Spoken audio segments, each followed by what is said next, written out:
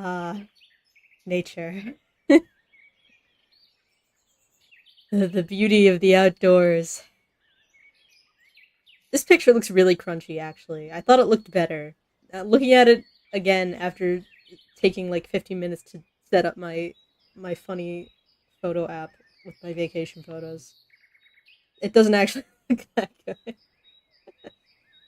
Hello, I'm back. I survived my trip, just barely. Get these annoying birds out of my ears. Where's my forest birdsong video? Go away. Shut up. You too. Oh no, I'm little. Okay. Thanks, incredibly loud car, for driving past my house at this moment. I really appreciate it. Okay. Yay! I'm back from my fun nature trip. Uh, I'm alive, only barely. I had every illness over the course of my trip. But I walked around and I touched grass and I found cool rocks and I took cool rocks off the ground in a national park. Don't tell the park rangers.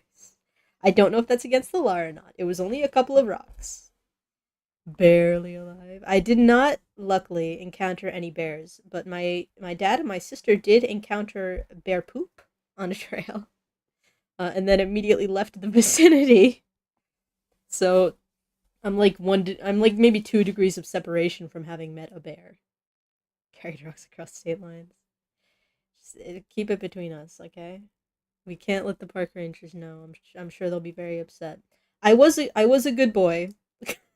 I we went to like this beach where I guess it was famous for its really good pebbles, and they had a sign that said, "Please don't take the pebbles. The pebbles are very important to the marketability of our beach." And I didn't take any pebbles. My dad tried to like con me into taking pebbles, and I did not.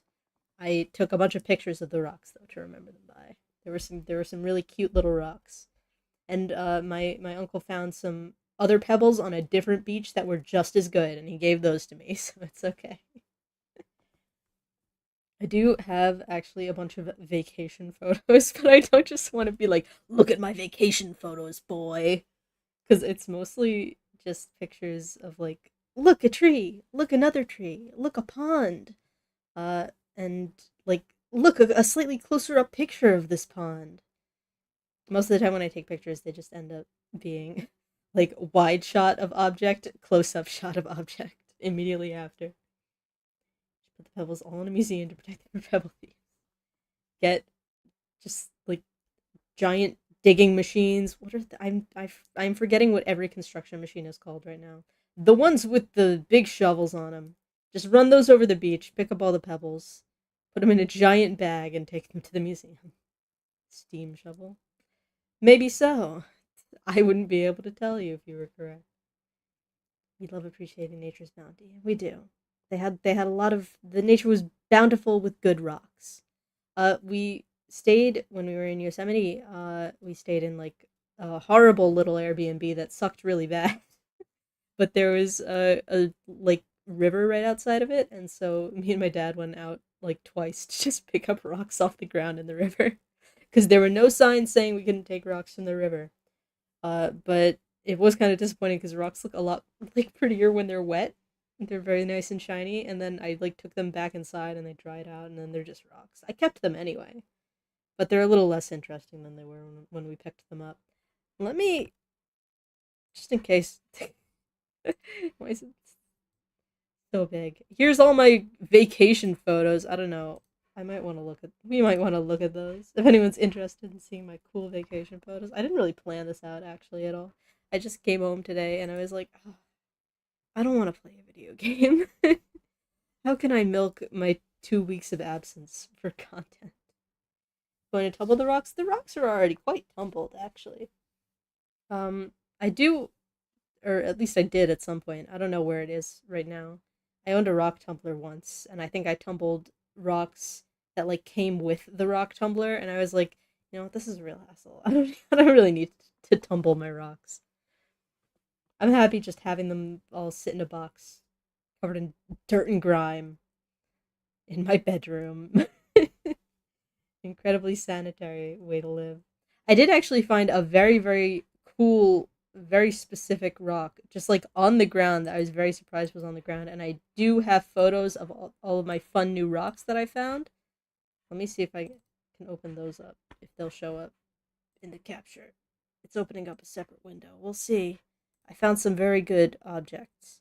Photos? Ah, it's not. It doesn't count. It's a new window. Wait, let me get that. Photos. There it is. This is one of my. This isn't actually a rock. This is there were. It was California, so they have forest fires. So this was like a little piece of a tree that I just found like on a path. We were walking around in the woods, and it is really hard to take a photo of because it's completely black. But you can see like, can you see my cursor? If I move my cursor over here, you can. You can see like the like ridges and rings in it, and then this is like a chunk of bark that like popped off, and so it's like a cross section of the twig a little bit, which is very fun and cool. For me to just talk about my rocks. Actually, let's just talk about all the things I picked up off the ground while I was outside. These ones too. These ones are just like granite. I don't have a good way to. Let me scooch myself over here a little bit. My granites. The big one I found. My dad found, outside, and the little one I found in a different area outside. But the big one is really nice and shiny. I'm a big fan of the big one. Like all the black parts are very glittery. My smaller one is less impressive than the one my dad found. I'm a little jealous of his cool rock find, but he did give it to me, so I'll take it. And then more rocks. This one I bought from a store. I did not pick this one up off the ground. This was not a ground rock. This cost me $20. uh, and then we have rocks also from the ground. These ones were ones that my dad picked up in the stream and gave them to me. Thanks, Dad. These are the pebbles that my uncle picked up from the ground at a beach, except for the brown one. The black ones are all ones he found, and then I spotted a brown one because I'm unique and special. So I got a brown one for myself. They're all very very small and cute. Like I think probably the biggest one is like the size of like my thumbnail. So they're very little. And then more rocks from the stream, very generic rocks. This one is my favorite, incredible, perfect, beautiful, never before seen, amazing rock that I found in the middle of a path, and I thought it was glass for a second. I thought somebody smashed a bottle. Because even when you're in a national park, people will litter. People insist on littering. I had to keep picking up like chip bags off the ground.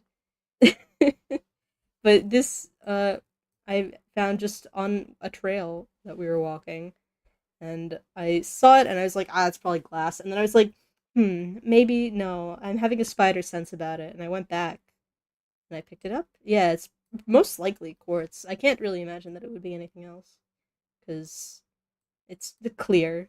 It's kind of just a chunk. It's not like a crazy crystal shape or anything.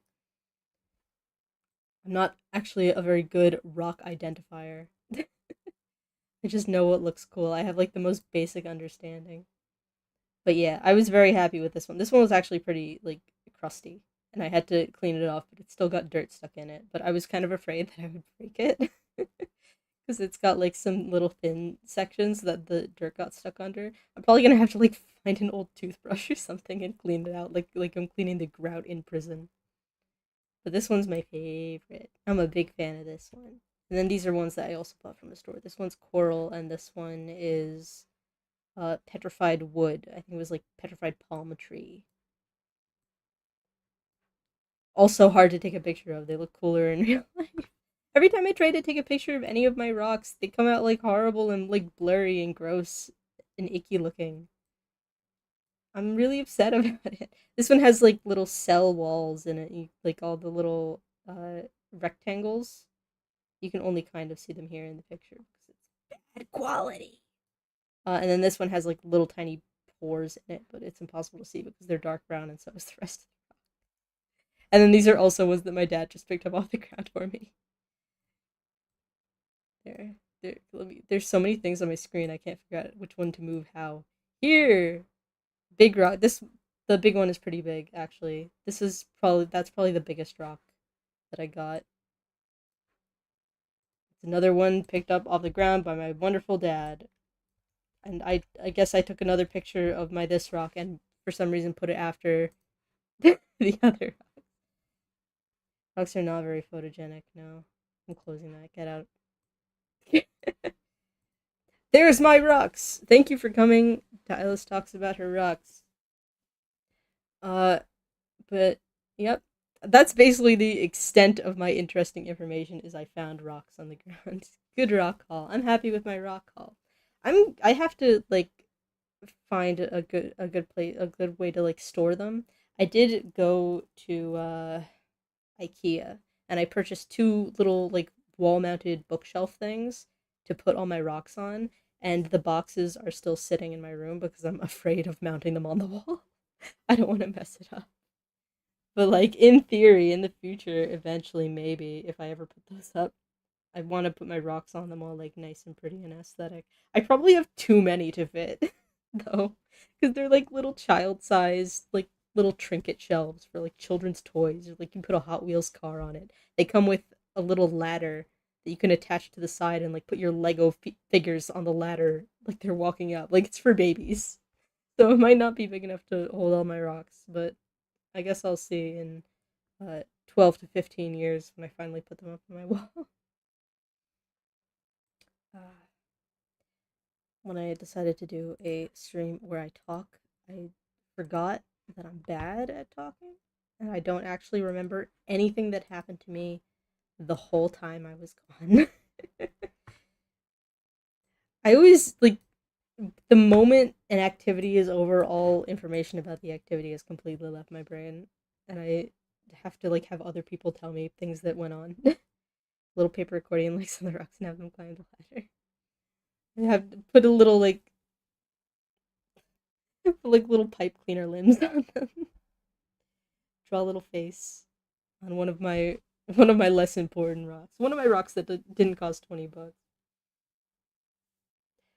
That would be cute. I would be a little afraid of damaging them though. Yeah. What else? What else occurred? The Airbnb was iffy. Yeah. It was like, um, my aunt is like the vacation planner. But every time she plans a vacation, like one thing goes bafflingly wrong and then we bully her about it. Like one time we were going to go visit them in, I think I've probably mentioned before. My cousins live in South Carolina and she accidentally put us on a plane to North Carolina and we had to drive the whole rest of the way. But this time she was conned into renting a not very good Airbnb, where it was like they moved their furniture around and they like took pictures at weird angles so that it looked bigger. Uh, and like the room, the main room when you walked in, it's just like a kitchen, like floating in the middle of nowhere, like not attached to a wall or anything. There's stairs behind the kitchen thing, and like the cabinets are just hanging from the ceiling, like just connected at the top corners of the cabinets, which was scary. And they had bunk beds in the downstairs where me, yeah, I generated house. Basically, they had bunk beds in the downstairs where like me and my sister and my cousin were going to sleep because we're the smallest people in the group. They're the people who were like renting out the place were like, oh yeah, it sleeps eight. They didn't specify that what they meant was like four adults and four very little children because my cousin tried to get on the top bunk of the bunk bed and it like sagged under her and it made ominous cracking sounds. And my sister was directly underneath her looking up like, okay, am I gonna die right now? Is this the end? So my sister had to go sleep in the unheated upstairs main room and my dad had to start a fire for her in the fireplace. And then me and my cousin slept on the bottom bunks of the beds. And the beds were like not well constructed. It's not just like that she was too heavy for it. It's like I didn't actually look because I didn't want to be under the bed while my cousin was sagging it down. But like there was sort of like a, I don't know what they're called, some sort of thing that sticks the wood pieces together, and it was like missing half of it, or like not connected to half of what it was supposed to be connected to. And so it was basically just being, everything was being held on by gravity, pretty much. And also there were spiders down there. Like the first time we went down, my sister was like, "Oh, I'll take whatever bunk you guys don't want." And I was like, "Oh, okay." So I went down and I saw on one of the beds immediately there was a spider spidering its way down from the top bunk, like floating in the air on a web. And so I had to pick up the spider and and put it somewhere else. I wasn't actually able to get it out of the house because we were like in the basement of the house and there was no point of egress. So I tried to like walk it calmly up the stairs to like throw it out the front door, but it like cut its web and fell off my finger and crawled into a crack somewhere. And I was like, hey sister, there was a spider on this bed, so I'll take this one." Before we found out that she was not going to be sleeping there. Evicted previous tenant. My bed now. I'm sure the spider came back later. It's not like it left the house. But I didn't see it anymore. So at least I was like mostly certain that I wasn't sleeping with a bug. But it was like a teeny tiny, it wasn't like a big scary spider, but my sister really hates spiders and like bugs in general. But it was like a tiny little like head of a pin spider. But my sister would not want to sleep in a bed if there was even the possibility of like old webbing. So I was like, generously, I'll take the bottom bunk with the bug on it. And then she didn't sleep down there anyway. But I tried to be nice, and that's the important part. I was a good person. I found a couple of bugs in that house actually, which like makes sense because it was in nature. Yeah, the kind of spider that you keep while sleeping. The spider bed or the collapsing bed, those were our two options. I mean, the spider bed probably also would have collapsed, it's just that nobody tried to get on top of it. But I did find a couple of bugs while we were in there, which makes sense because it's like in nature, so it's not, it was like an older house, so it's not perfectly insulated or anything. But I did have to rescue a couple of like little beetles from various points inside of the house. There was one cute little, some kind of flying bug that I couldn't identify, a little brown beetley thing. That was like hanging out in the kitchen, and I picked it up and I brought it outside, and I like kept trying to gently push it off of my hand, and it would not let go. Like it sat on me and crawled on me for like probably 5 or 6 minutes before I finally just like poked it in the butt, and I was like, "You gotta get out of here, dude. I need to eat dinner." And then it flew off into the distance. We also saw a hawk outside of the window, and no other wildlife the entire time, basically. Um, we kept complaining because we were like, "Oh, I wonder what like cool wildlife we'll see. Maybe we'll see like a fox or a deer. I don't know what animals live in Yosemite, something." But all we got was birds. We saw a few birds and bear poop. That was it. And my dad was like, "If anybody sees like a cool wildlife creature, we'll have like a point system. If you see a bear, that's 100 points. If you see like an elk, that's like 50 points." And everyone was like, "What about like a bird we've never seen before?" And my dad was like, "Birds do not count. No points for birds." And so nobody got any points the entire time. We saw like, I saw a bunch of red-winged blackbirds because I guess those are common in California. I was seeing them basically everywhere. I saw a couple of cowbirds, which are just like blackbirds with a brown head. Uh, and then one hawk hanging out outside of our house. And I took a really grainy, horrible picture of it because it was far away and it blended in with the trees. So I would have to draw like a bunch of red circles and arrows pointing to it if you wanted to be able to see the hawk in the picture. And what else? I saw some scrub jays.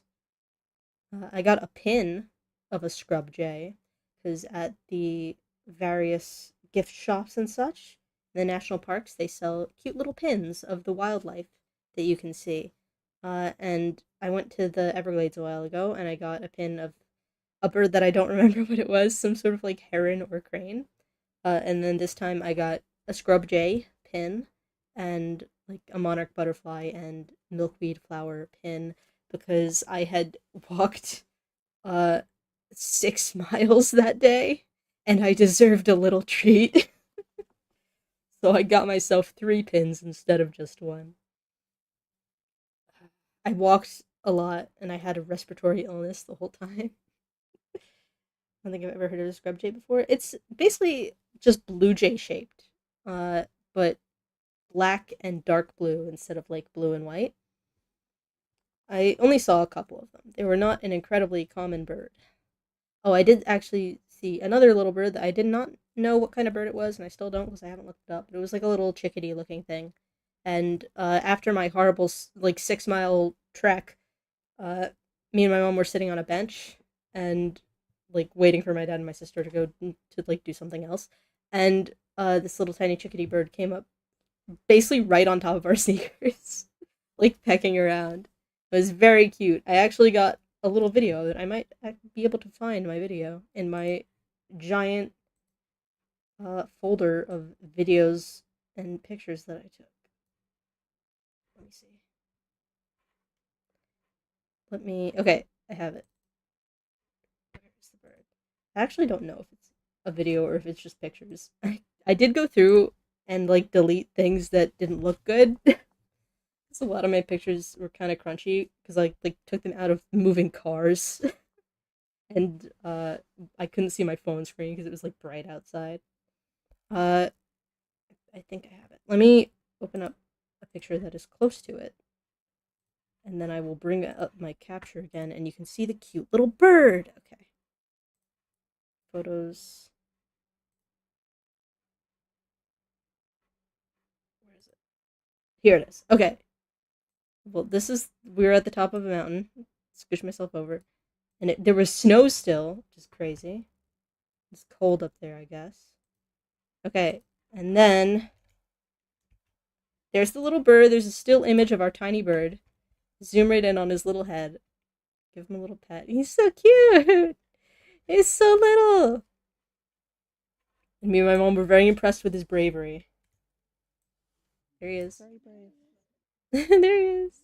I can't zoom in. He's so cute. He's just a little guy. I took another video where it was like way closer, but you could see my mother's face, and I don't want to dox my mother. He's adorable. He's just a little guy. I love him. Okay, let me disappear my photos again. It's so cute. Nice little head bob. I love small birds. I love them so much. They're so good. We have mostly just like house sparrows where I am. I don't often see cute little birds with fun colors. Uh, I actually have another bird video, but it's like way worse quality because the bird was further away and I didn't want to scare it. But it was a red-winged blackbird just like hopping around and doing some like weird thing with his tail. He was like flicking it. I don't know what that means in bird behavior, but it was cute, so I videotaped him anyway. I hope he wasn't in too much distress. See if I can find that one too. Look at my vacation photos, boys. Okay, where was that?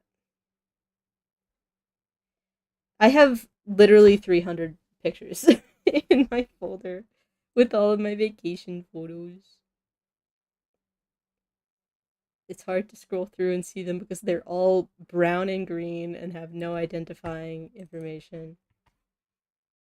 Okay.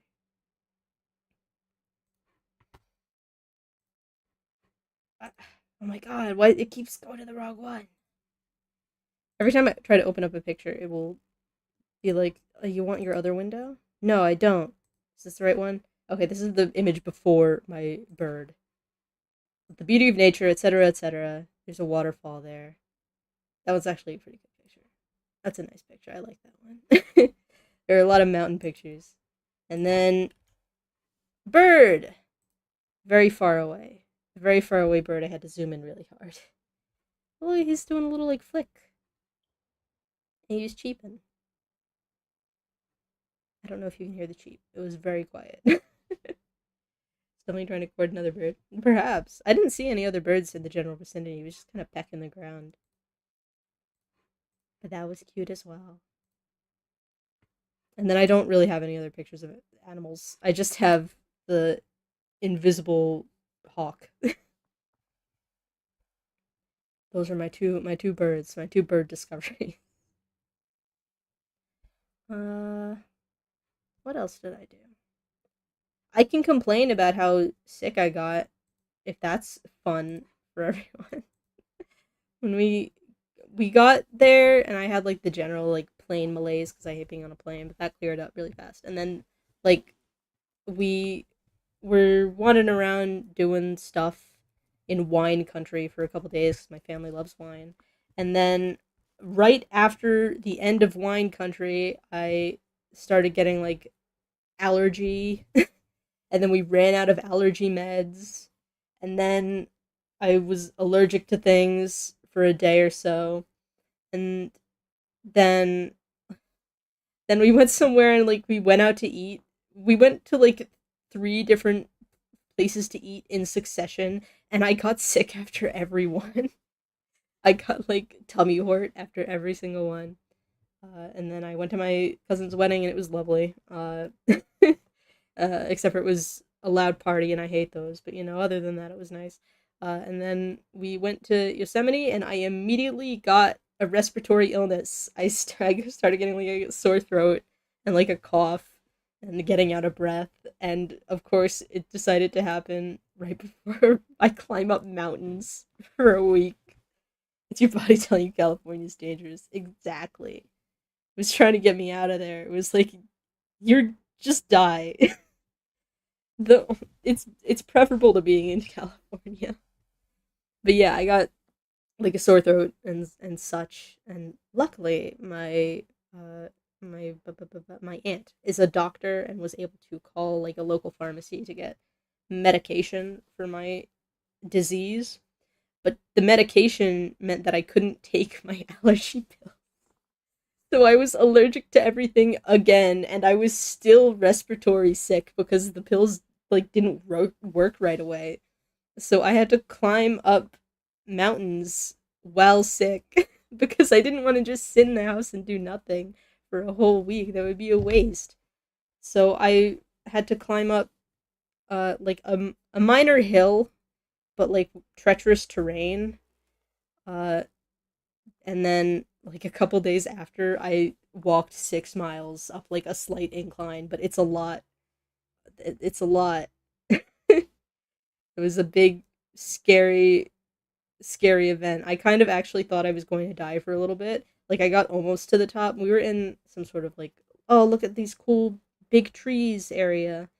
And I got like within probably like 0.3 miles of the end of the trail, and I had to like stop and hyperventilate and have heart palpitations for a few minutes, but I soldiered on and I got to the top and I saw the cool big tree that everybody was freaking out over, and everybody took pictures, and then we left. And I bought pins for myself. Hey, I got COVID. I'm so sorry. I'm so sorry, King. Rest in peace. I'm so lucky. I've only had COVID once in my whole life, from like the beginning of the plague, and then never got it again. Just regular old colds for me. Glad you survived. Thank you. I did cry a little bit. I got to the top of the thing and I was like, I didn't even want to see trees. I don't even care about trees. They all look the same. And then I sat down on a bench and like I crashed. All of my body released every hormone at once because it thought I was dying, and I like cried a little bit on the bench, and then we left. But I was fine. I wasn't like sad. I just my body just started generating tears. Uh, so I embarrassed myself in public because I was sick. And my dad was like, "Hey, no, don't worry. Look, you accomplished something." And I was like, "I don't feel accomplished. I just feel sick. I want to go to bed." Remember how Alice is so moved by how beautiful the tree was, she cried. Yeah, we can pretend that that's what it was in the future. I was so moved by the beauty of nature. I just had to let it all out. Now I'm like having flashbacks. Oh no, I can't take it. It's too horrible.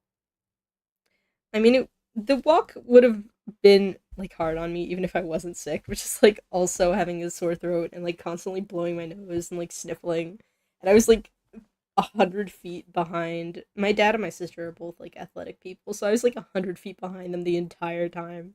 My sister kept getting annoyed because I was too slow. Uh, Yosemite PTSD. Yeah, pretty much. I mean, I think the trees would have been cool if I had had like the wherewithal to care, but I was too focused on how I couldn't breathe and I had to keep blowing my nose. I ran out of tissues like 2/3 of the way up, and so I had to just keep sniffling for the rest of the walk. And like it was the top of a mountain, so we had to walk down a little further to get to like a like visitors center and bathroom thing, and my dad stole a bunch of toilet paper from the bathroom to give to me so I could blow my nose. And that's when I was sitting on the bench with my mom, and we saw a cute little bird. So at least we had that. And then I sniffled my way back down the mountain, and I purchased trinkets, and then we went home.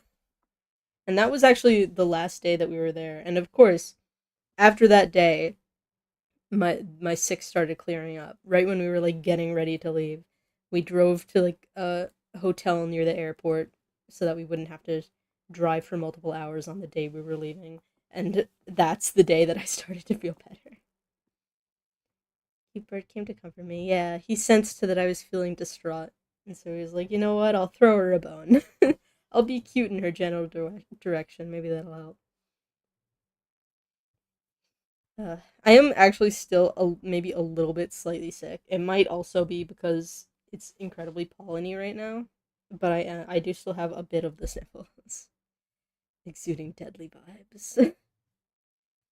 There was probably like a miasma of pain and suffering around me for a good while there.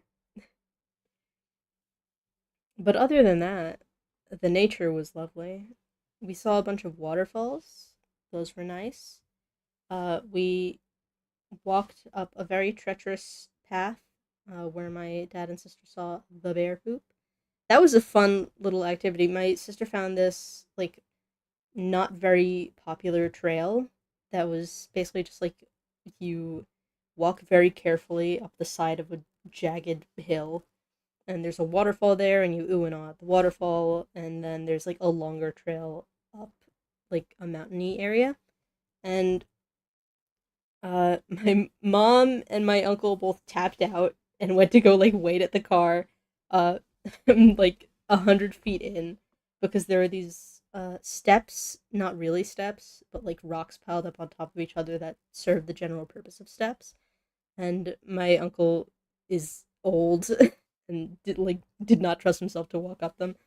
So they both left and like waited, and then it was me, my sister, my aunt, and my dad, and we all like climbed very scared up this scary cliff. And me and my sister actually climbed up and down the scary stairs like 3 or 4 times to like shepherd our family up them because they were really precarious, and there was like a weird bend in the trail so that if you got far enough up the steps, nobody could see you anymore. So like my sister went ahead to scout to like make sure there was nothing dangerous, and then she came back down to get like try and convince my dad that it was fine. And then my dad sent me to also scout because he trusted me more, to be honest about the safety of the trail, because my sister just loves hiking. So even if it like looks dangerous and also not even that fun, she'd be like, "No, it's fine. Everybody, come along on our fun quest." So my dad had to send me up, and then I had to go up, and then I had to come back down with my sister to tell my dad, no, actually, it is generally pretty safe if you don't jump off the edge like an idiot. So, or the canaries.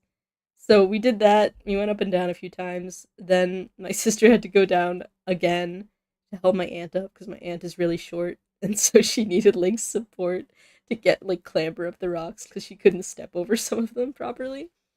And then we finally got to the top. We oohed and awed at the waterfall for a couple minutes, and then we were like confused about the next way to go on the trail because it sort of veered off into a couple of different directions, and one of them was like slightly paved, and one of them was a stock trail, which, to my knowledge, is like they walk animals up the hill that way. We weren't sure if we were allowed to walk on that, and then there was like another hiking trail, but there were a bunch of trees everywhere, like on the ground. So you had to like climb over trees. So I decided to go down the paved road to like try and find my mom and my uncle, but the paved road that we thought led back to the parking lot actually led back to like the middle of a street just in a little town that was on the mountain. So I went down this hill all by myself, all by my lonesome, and then I stopped at the bottom and I was like, this is not my beautiful parking lot. And I had to walk a little bit back up to find my aunt who had like come down after me, and I was like, yeah, I don't know where they are. We might have to like call my sister and ask her 'cause she had the map of the area on her phone. So I had to text her and say, "Oh, hey, I went down the paved trail and I'm lost, and my our aunt is also lost." She's like, "All right, I'll be back down." And so while I had been walking down that trail, her and my dad had been walking upwards on the like hikier trail, and they saw old bear poop, and then my dad was like, that's pretty old. We'll see like how treacherous the rest of the path is. We'll keep going, and then they walked a little further, and they found more bear poop, and my dad was like, that's wet. And so they booked it. They did not want to meet a bear, so they came back down the trail like my direction, and then we sort of wandered slightly aimlessly down this country road for a few minutes, and then we saw my mom and my uncle who had, I guess, thought that we were taking too long and started off in another direction, and I had to like scream down the mountain for them for them to hear me. And my voice echoed, and I was like, I really hope we don't get in trouble with like the locals for my echoing screech down the mountain for my mom. I was like, Mom, we're up here, Mom! And I did not think of how loud I was being until I actually heard it echo back to me, like in the cartoons. He could have gotten 100 points. He could have. But he also probably would have died. When they saw the bear poop, my sister was like, well, I'm willing to keep going because I can run faster than you. And my dad was upset about it for like an hour. He kept being like, I can't believe that you would leave me to be eaten by a bear. Your own father. And she was like, it's every man for himself if there's a bear. I don't care about you. I care about my own safety. I kind of wish I had gone with them because I wanted to see it. They were like, we saw bear poop. And I was like, where? Did you take pictures? But they did not take pictures of the bear poop. That was their own personal side quest. But it was not a very well maintained trail because basically everywhere you went, there were at least like two or three trees that had fallen across the path, and they hadn't moved them out of the way or cut them up or anything. So I had to like limbo under a tree a couple of times, and we had to like climb over some other ones. So it was a bit dangerous even without the bears, but it was fun.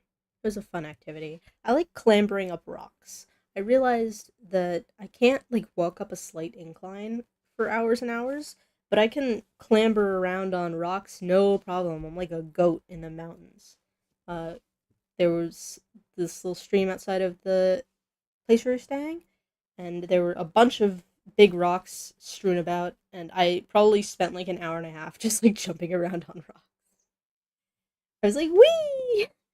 Nature, rocks, water is like the perfect place. I would have lived just in that lake, in that pond and stream or whatever, forever. There's so many rocks to look at. And there were geese also as well. I'm not sure if they were like nesting or something. I didn't want to get close and like bother them and get in trouble with the geese. Uh, but there was just like a pair of geese also hanging out on the rocks, and we like did bro nods at each other and went about our business. It was fun.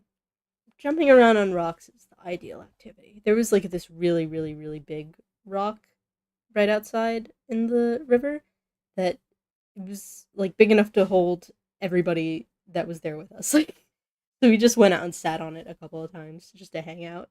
But it was kind of scary because like my parents and my aunt and uncle are old people. So I was Like, nobody's gonna fall, right? Everybody be very careful when you climb up and down this rock, please, while holding your, like, wine glasses and phones. Like, can you put something down before you clamber down this rock? Something's gonna go horribly wrong. But nothing actually went horribly wrong. So that was good. Nobody died. Nobody was like horribly maimed or injured. My legs do still hurt from all the walking. I have to at work like bend down and stand up a lot to like put papers away and stuff. And I am not capable of bending down and standing up in the way that I usually do. I tried it and like it burns. It hurts really bad. I don't know how long it's supposed to last after all that exercise. How long am I supposed to be in pain for? When does it stop? I better not be in like walk pain for the rest of my life. I'll be really annoyed about it. I was wondering like will how will my body react to all this exercise? Will I suddenly become magically healthier? Or will my body think that it's like under attack and start storing more fat? Like will it start like holding onto its calories just in case I start walking around like a crazy person again? Guess I'll see. I haven't noticed any changes. But they could be coming for me. Hopefully, I just magically become healthier and all of my various diseases disappear. That would be nice. I would appreciate that very much. I did, like, touch cold, clear mountain water, which surely has healing and restorative properties. There was, like, there were a bunch of, rivers and stuff because there's still snow up there, so it was, because it is spring now, it was all melting. So there were just, like, rivers appearing randomly all over the place. And there was one river that we found that was like an actual, not like a temporary river, but like a real one. And there was sort of like a hole in the ground that I climbed down into, and then there were some like rocks that were like overhanging some water, and I stuck my hand in it. Because I was like, I climbed all the way down here. There's no cool rocks that I can pick up. There's only really big ones. I'm just gonna dump my hand in the water, and I did, and it was very, very fun, very nice. I probably could have drank it. It would probably would have been safe, but I didn't, just in case, because I didn't want an intestinal parasite along with my sniffles. But that was fun. That was nice. I like water. Most of my pictures that I took are just like pictures and videos of water that we came across on my horrible 6 mile trek. Um, there was a part of the trail that just had a river like on top of it, like temporarily because of all the snow melt. And I almost slipped and fell in the water, which would have really ruined my day, but I didn't. I caught myself and I was fine. But it was a really distressing half second when I thought I was going to just faceplant into the dirt. I probably would have just laid there and stayed there until somebody came back down to pick me up. Finally come around on water. Not drinking it, but looking at it. That's what I ever had with spring water, an actual spring out in nature. That makes sense. That's why they bottle that stuff. It's so good, supposedly. I'm just way too afraid to actually drink water off the ground because I don't want to get a brain-eating amoeba. I'm sure that there wouldn't be, but just the thought of it is very, very scary. I would prefer not to risk it. There were like signs and stuff around that were like, it's tick season, be wary of ticks. And so the entire time I was incredibly paranoid about getting a tick on me. I didn't get any ticks though, I'm safe. And then there was another area where they had a sign that was like, beware of squirrels and chipmunks. They might have the plague. Like the real, actual bubonic plague. So then I had that to worry about along with the ticks. But we only saw like two or three squirrels and one chipmunk, and none of them came up to attack us and give us the plague. So we survived that as well. So much danger out there in nature. I could have died 100 times, but I didn't. Sorry if I'm like, my face is glitching out. My nose is itchy. Eilis's classic itchy nose. My iconic itchy nose, everybody's favorite. I think talking makes it worse. I should shut up forever. Let me see if I can find any more good pictures that I have. Because I did take some actually quite good ones that my family was like impressed at. They were like, oh, "You could probably blow this up and sell it," and I was like, "It's a phone photo. I can't. It'll look bad." But thank you. It's a nice gesture. Let me see if I can find like everybody's favorite photo. My entire family was gushing over this one particular photo that I took. Let me see. There's so many of these horrible things. Get this off my screen. Let me see. Let me see. Which one was it? I'm finding a bunch of pictures that I took out the window of a car. Not impressive. There's a road in the way.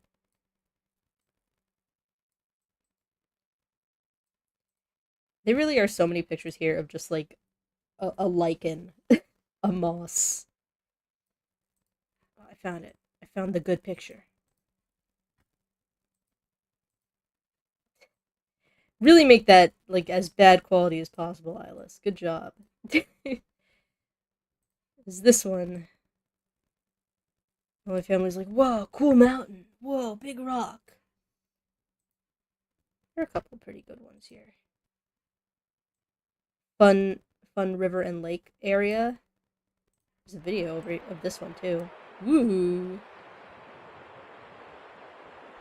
Cool little bridge. Very, very nice.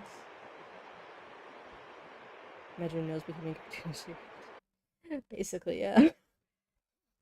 Uh, sorry. I have so many disease. Okay, there's my cool rock photo.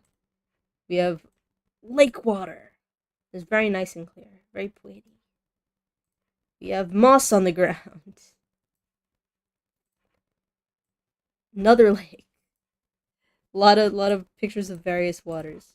Oh, this one was like a mysterious structure inside of the water. I don't know what that was. It was like it did not look normal. I think it was just made out of like twigs, but I don't know how it got so swirly. Very interesting. Here's another good mountain picture. This one was also pretty good, but for some reason my camera decided to make it like really pale for some reason. Is it a beaver thing? I don't know. I don't think that there are beavers there, but I could be mistaken. Nessie's cousin's ribcage. No, poor Nessie's cousin. Okay. Is green water. Water that's green this time. This is a cool stump. This is the cool stump closer up. Classic Eilis photo. Picture of thing. Close up picture of thing. Can I make this? There is like no way to have this up on my screen and have it actually look good. But that's a cool stump. Let me scroll through some more. This one is another one that my family was very impressed by. Oh, I have two other pictures of the stump from different angles. Here's stump on one side, and then we have stump on the other side. I was really attached to this stump. I was a big fan of this stump. It's a cool stump, to be fair. I don't know why I took 4 entire pictures of it. Here's another good one. More various waterfalls. Closer up. Slightly different angle. Yeah, a lot of these do kind of look like Windows backgrounds. This is one that my mom made me take because it has the stages of life. There's a pine cone here, there's a little baby tree here, and there's a big giant tree here. And she thought it was very cool and interesting. My mom was a big fan of that one. I built a Minecraft house there, the cool photo spot. That's always the best place to build a Minecraft house, is just right in front of a sick mountain, and then you finish your Minecraft house and never play again. At least that's how I do it. It's another cool vista. I have some other photos from earlier that also look very Windows background coded. This is very Windows background. Everything looks like the wrong size on my screen. Let me small in this. That's another Windows background looking picture from a beach that we went to. Slightly different angles of the cool beach. Delightful, everybody's favorite. Oh, this was like a scary rickety like this thing down in this direction where the guy is. There's like a scary rickety set of steps and a sign that was like, "Don't go down these steps. They're dangerous." And then a guy and his dog walked down the steps right in front of us. These are more of the like scary rickety steps. There's Bigfoot over there. There's this guy that just is doing the classic Bigfoot pose over here. There he is. It's Mr. Bigfoot. I also have cool flowers. Big fan of cool flowers. I actually had way more than 300 photos. That's what I currently have on my computer. I had like 550 or something, but I deleted ones that were crummy and not very impressive. The succulents, I think they were. I had another picture that I actually removed because it was just like classic Eilis picture taking a photo of something that isn't actually pretty just because you think it is interesting. But like the leaves, something had like broken a couple of leaves in half and they were like smushy on the inside. It was cool. I like that. That's more of them, but like hanging down the side of some sort of cliffy type thing. And this is, I guess, like a sort of tide pool situation. And there were all of these little things, like, around on the bottom. I have, like, some closer up pictures. These are little creatures that apparently washed up. And I was, like, me and my family trying to figure out what they were with our limited knowledge. And eventually I just I googled it. And apparently, here's some more, like, on some driftwood. This is a close-up one that I found was, like, kind of fresh. They're by-the-wind sailors, which are related to, like, Portuguese man-o'-war, or, like, a similar type of creature. And so this bit on the top is, like, a sail that sticks out of the water, and then all the blue is, like, their tentacles that they catch prey in. This is the surface of Mars. This is just literally space. I thought that was kind of cool. My scary space photo. It's a little bit more of the surface of Mars, but there are some people up there, so it's less impressive. Quick detour to Mars after my sea creature activity. Oh, this is the beach with all the pebbles that I wasn't allowed to touch.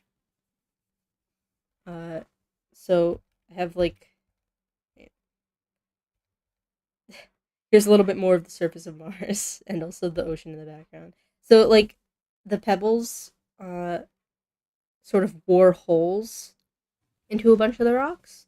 There's more of the little sailor guys over there. And so like all the rocks are really smooth and then there's some parts where it's just like cool pebbles and sand and like little hollows where the pebbles fall in. I had a good photo. Oh, there's a cute little rock that I couldn't take. I wanted to take it so bad because it was pink and had cute little stripes. And here you can see that the sand is like mostly pebbles. I want to see where's my interesting picture that I took. This one. It was like a sort of rock formation, and they were like perfect little cup holders for all of the little pebbles. It was very cute. It was like a triangle shape, which I liked. It was very interesting. This is a very nice collection of rocks. I tried to take like some good close-up photos of some of them, but my phone really hates focusing on small things close up. Nature Skittles, pretty much. My One of my aunts actually used to buy candy rocks, which were just like chocolate with candy coating, so like M&Ms, but they were made in like natural colors and like weird shapes so that they looked like rocks. So she just had a bowl of them on her table. Every time I went to her house, I was like, "Yay, rocks!" I knew that they were candy, but I was like, "Hey, I can eat them. I don't have to like stop myself from eating an interesting rock. I can actually just shove it in my mouth." Here's a pipe. I found a pipe, also on Rock Beach, amid the succulents. There were a lot of spots where there was just like random old infrastructure or whatever, just like laying around on the ground, and I took a bunch of pictures of those. Not all of them turned out like cool, but this one looked cool because of all the colors around it. Ancient artifact. A desiccated husk of a giant worm. There's more of the beach. And then this is like Beautiful beach, warm sunny day, cold, desolate mountaintop, like burned up trees. This is when we were. I took this out the car window, obviously, as you can tell by the asphalt. But when we were driving up the mountain to our uh, Airbnb destination, there was like a whole bunch of just like completely burned tree areas. This is more stuff out the window. This is kind of cool though, even if you can see like window shine up here. This one's nice. I like this one. That's a good one. It's composition. You know, there all the trails from the plains pointing directly at the mountains to say, "Look at this mountain. Isn't that a cool mountain? Look over here." They're really spraying stuff. There were a bunch of pictures that I like was like I took a picture and I showed it to my dad and he was like, "Wow, that would be so much better without the plain trails." And I was like, "I can Photoshop them out if you really want me to." Some rocks with water coming down on them. This is we went to I forget what it was called. Like I think it was called Tunnel View, and it's literally just a tunnel in the mountain that you drive through, and then there's sort of just an area where you stand and look at a waterfall. A lot of parts of the um, park that we went to were just area where you stand around and look at a waterfall. But instead of looking at the waterfall, I looked at these rocks in the opposite direction that had water coming off of them. It's just like my own personal tiny waterfall. I thought it looked nice. It was pretty. There's too much stuff on my screen. Let me not completely cover up chat. I feel like that's rude. What other good pictures do I have? I have more rivers, fun, fun rocks and rivers, trees. There were so many like trees falling down. Oh, here's some girl taking pictures over here. Can you even see her? Oh, she's behind my head. She's not important. I don't know her. This is um another waterfall that we went to. Actually, I think this is the waterfall that you could see from the tunnel view area, and we just like drove back down and looked at it close up. So that's like the runoff from the waterfall and smoke from the waterfall. And then I also have a video. Oh boy, the water. It's cool lens flares and everything. But the mist is really cool looking.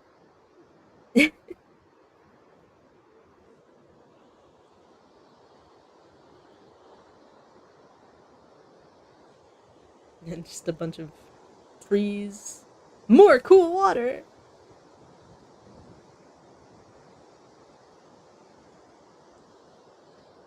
Where's the plaque? There it is. There was a plaque just out in the middle. Like, you can't climb out there. There's no, like, steps or, like, path. There's just a plaque on a rock. And my dad found it and was like, why do they have a plaque on that rock over there? Is there a way to get there? Me and my sister were like looking around. We could not find any conceivable way to get to the plaque. And my dad was like, it probably just says if you can read this, you're too close. But it was just like in a horrible, scary, jagged, rocky area right under this powerful waterfall, and they just put a big shiny plaque over there. I really want to know what it says. I want to know so bad. I wonder if like I think I'm not 100% certain, but some of the waterfalls I think are only around during certain times of years. Like maybe there's a time of year where the waterfall is not going and you can like climb out there without risk of slipping and cracking your head open. Um but it's just a very odd place to put a plaque. Yeah, everything was like that was like directly under the waterfall, basically in the river. So there was a lot of liquid on that plaque. I don't think I would not trust myself to climb around on that and not slip and break my skull open. My dad bought a book in one of the many many gift shops called like Deaths in Yosemite, and it's just like literally every person who's ever died or been killed in the park. It's just a horrible compilation of all these scary deaths. And he didn't want to read it until we were home because he was like, I don't want to be, I want to buy the book, but I don't want to be worried about all the horrible things that can happen to me. So he left it just like it was sealed in plastic, I guess because it's too graphic for small children. They don't want people flipping through it in the store. But like he just had it was sealed in plastic and he just had it sitting on like a table the entire time we were there, sitting there like a scary omen. I was like, I don't feel safe with this book in the house. I feel like I feel like something bad's gonna happen to me. Like I've been cursed. Top 10 ways to die in Yosemite. My sister actually, on like the last day or so we were there, she did like crack it open because she got sick of it just sitting around unread. And she read one that like was kind of comical, where it was like somebody climbed out to like take a selfie on the rock and then like slipped and fell, and then like two people tried to like separately, like in a chain, like a cartoon chain, tried to go after them and drag them up after they slipped and fell, and then both of them also slipped and fell. And then like were dashed upon the rocks. Which is sad. I think at least one of them like actually lived but like broke all of her bones. But I was not a fan. I was not a fan of that book being generally near me while in this apparently very dangerous park. You get it before or after the bear poop? I think I think he got it like slightly before. I don't remember. But he had it just sitting around for a while being ominous. Let's stop looking at this plaque. What's a like nice aesthetic photo instead of my crunchy picture of a really far away plaque? Here. A lovely little log across the stream. Yeah, it had a section on like every different way that you can die. So there was a section of like car accidents, encounters with dangerous animals, falls, uh, murder. Apparently, people have just been murdered in the park. There was one about like a guy who was like in his 50s and he tried to ride a bike in a certain area of Yosemite, and he didn't even like slip and fall off a trail or anything. He was just riding his bike and had a heart attack and died, and they put it in the book anyway. It's not even a cautionary tale. It's just like, look at this idiot who had a heart attack. And they apparently like update the book every few years. The edition that my dad got was from 2022, so they're probably due for a new one soon if anybody's died in the parks in the past few years. They apparently update it whenever somebody dies. Because I forget I think he was like talking about. Mm, I don't know, something that some guide said. Like he was looking up like stuff to do uh before we got there, and he found like a page online somewhere that was like, be careful in this area, don't do insert stupid thing here, or else the guy who writes the book about all the deaths in Yosemite is gonna have to update his book, and we don't want him to have to do that. So my dad was like so excited to buy this book about horrible deaths. He could not wait. Like right the moment we got there, he was like, I gotta find a store where I can find the books about everybody who's died. And I was like, why would you want to do that? We're here to appreciate the beauty of nature, etc., etc. I don't really want to be thinking about all of the corpses that are probably in this park. I don't want to be added to the cringe compilation, basically. Okay, let's see. Do I have any other fun ones? I have another video. Ah, water sounds. Beautiful. Most of my videos is just white noise because of all the water everywhere. My phone does this weird thing where I don't know if like other phones do it, but it like pauses the video, but then the audio keeps going for a second afterwards, and it upsets me. Oh, here's a rock that I found with a crack through it, like a giant boulder, and so I took a picture through the crack in the giant boulder. And so you can see a tree on the other end. I think that's a tree. I don't remember. And there were people like carving their names on the wood. There was a big sign that was like, "Don't carve your names on the trees." And then like every time we went into a big tree area, there were names carved on the trees. David and Carmen, Shame on you. That one was already fallen over, but still. That's rude. It's a cool broken up tree. There was like, this is like spider webbings in here. More names carved in the tree, of course. Everybody carving their names on the trees.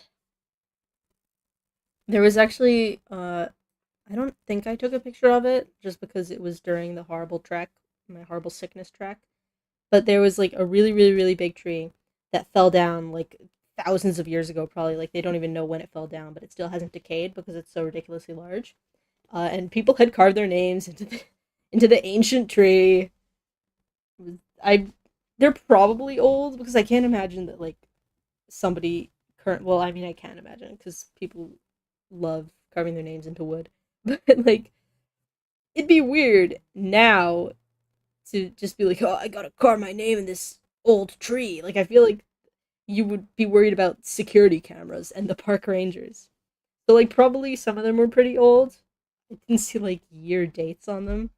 That was disappointing. Just let the cool old tree decay in peace. There's more river. We have a 5-second video of river. Wow, look at that. Water. Here's a piece of wood I found on the ground that I thought looked cool. My phone claims to have like a macro photography feature or whatever, but every time tried to take a macro photo, it was like horribly blurry, and the regular normal photos came out way better. So I'm not sure I believe my phone about that, but I at least had the like good sense to take some normal pictures of all the things that I was also taking close up pictures of. Because otherwise they would look really bad and crunchy, and I would be really upset. This was a river where like it was, I think, actually like part of this area, but it like had soap suds at the bottom. I don't think it was actually soap. I think it was just like weird bubbles from the churning waters. But it just like all collected in one spot, and it looked very bubble bath. You can just see like a spot where it turns from normal water into bubble water. And the bears were taking a bath. Possibly. That's our bridge video. We're back to things I've already looked at. Look at this cool moss! There was a lot of cool moss. If you zoom it up in on it, look, it looks like little flowers! And they're like transparency. It's very cool. I tried to take so many pictures of moss while I was there, and most of them turned out really bad. I was really upset about it. Look at all those cool little objects. It's very blurry when I zoom in this far, but like, that's cool plants. I should probably get like an actual camera that is good. Like a real camera that is not a phone. Because I love taking really close up pictures of really small things, and they always end up looking not very good. There's some other good ones. Various mountains from various angles. This was like a big empty field area, basically. There were like a few trees, but it was mostly just flat space. So you could see big mountain, and you could get very good clear photos of big mountain. Here's some more moss. This was like, there was a bridge that we were walking along, and then this tree was like 5 or 6 feet off of the bridge, so I had to zoom in with my phone to like try and take pictures of their cool moss. So it's a little bit crunchy. But it was a pretty color. I've just got a lot of pictures of trees. The vast majority of this trip was pictures of trees. There's a waterfall back there, though. Big waterfall, and also slightly smaller waterfall. Here's some spider web I found. With dirt stuck in it. There was no spider. I was a little upset. I was like, oh, is a spider gonna come out? Am I gonna get a cool picture of a spider? And I sat there for like 5 minutes and nothing happened, so I left. But it was cool webbings. And there's like fun moss up here. More various waterfall pictures. We have a melting tree stump. It looks like it's like eating this rock. Oh, this was one that my aunt insisted I take a picture of. because she's obsessed with sea turtles, and she thought that this shadow over here looked sea turtle-esque. And then also there was an arrow. These were like just chunks taken out of a rock. By what, I do not know. But like the way that the light was hitting them made them look like interesting shapes. Like a dress. Yeah, a little bit. I mean, it's kind of just, it's like looking at clouds. The arrow one is very clear. Like, it's very arrow-esque. But my aunt was like, oh my gosh, it looks just like a sea turtle. Look, it's got slow flippers. And, like, this is the shell. And I guess this is other flippers. But they're kind of stuck together. But it was still interesting. Interesting chunks. I also found ants. Little bug. Little guy. And this log had, like, worm tracks in it. I don't actually know what makes those. I assume some kind of woodworm. Or, like, beetle larva. But there were all these little tracks through the wood. Which is really cool looking. The ants could very well have made them. I did not look it up. I was like, oh, I'll look this up later. And then I didn't. I forgot. And I still haven't remembered. Oh, I accidentally clicked a button on OBS. Carbon ants? Maybe. Let me see. Let me Google it. Let's go on a fun little Google adventure. What bug makes tracks in wood? Let's see. Reddit r/what's this bug? Well, their picture looks pretty different, but not like ridiculously different. It looks smaller. People are saying wood boring beetle on theirs, perhaps. Bark beetles. Who knows? Let me see if I can find a picture that looks like mine. These are all pretty different looking pictures. These are like a long, like, it looks like a house centipede. But it's carved out of wood, which is kind of a different shape than what I have. The truth behind bug trails from the Washington Trails Association. Their picture on this website looks more like the one on that. Let's see. Well, it says it's probably also beetle larva. Might be beetle larva. Who knows? But all the pictures look a little bit different. It might just be because they're on different kinds of trees. And this one was like kind of a desiccated old log. Like it looked like it had been fallen down for a while.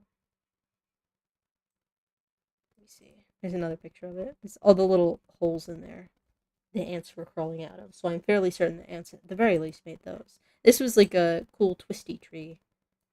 Get curved around and then there's a big point at the top.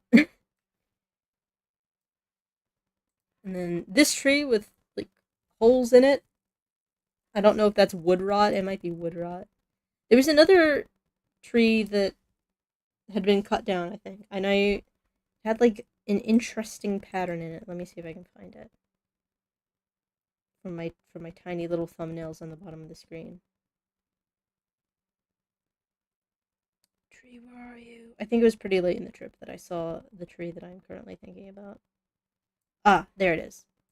It's got like sand dollar shapes in it. I think it was probably from like whatever tool they used to cut the tree because I saw another stump that had kind of a similar shape on it. But it was just interesting. Interesting little star or flower-esque shape. But probably that came from like a chainsaw. It seems like when trees fall down there, if they like fall over a path, if they're small, they will sometimes just leave them because it's like adds more texture and interest to the trail or whatever. Like you can climb over them and be like, "Wow, I'm really hiking." But like the really big ones, sometimes a really big tree would fall over the path, and you would just see like perfect chunk taken out of it that is the width of the path, and then they roll the piece that they cut out somewhere else so that it doesn't block it. So you just see like a chunk of tree and then the rest of the tree like 10 feet away. Actually, while we were walking around in one of the wooded areas that we were in, Uh, let me let me put reference. Where's the where's the area? Whatever. Here's a picture of big tree that I took on the walk. When we were in this general area with the big trees, and we had just started our walk, we actually heard a tree fall down somewhere. Like we had been on the path for probably like 10 minutes. And we heard like an ominous crack and then a bunch of rustling. And it wasn't like close enough to see, but it was really quite loud. And so for the rest of the time, my dad was really paranoid that a tree was going to just fall down directly on top of us. Like every time we heard anything like rustle, he was like, "Tree, are we okay?" Wonder if that's one of the ways people have died. Possibly, if you're like really not paying attention. But I think trees kind of take a second to actually get on the ground. So as long as you don't act like an action movie protagonist and try to like outrun the top of the tree, like run along the path of the falling tree instead of just like stepping out of the way, you'd probably be okay. They do have really long branches though, so even if you like sidestepped the trunk, you'd probably still get bonked on the head pretty hard by a branch. But luckily that didn't happen to us. We were okay. We didn't have any trees fall on anyone. Everyone was alright. Oh, here's the path. You can't see it because it's a photo. I do have a video right next to it. But here's the path that like had just started generating a river. Let's see. Great camera work, Eilis. Let's make that a little bigger. I don't know why I held my camera up like that. That's poor form. You're supposed to hold it sideways. Nature walk simulator. This was when I was dying of sick, and everybody had walked way ahead of me, and I was like, you know what? I'm taking my time.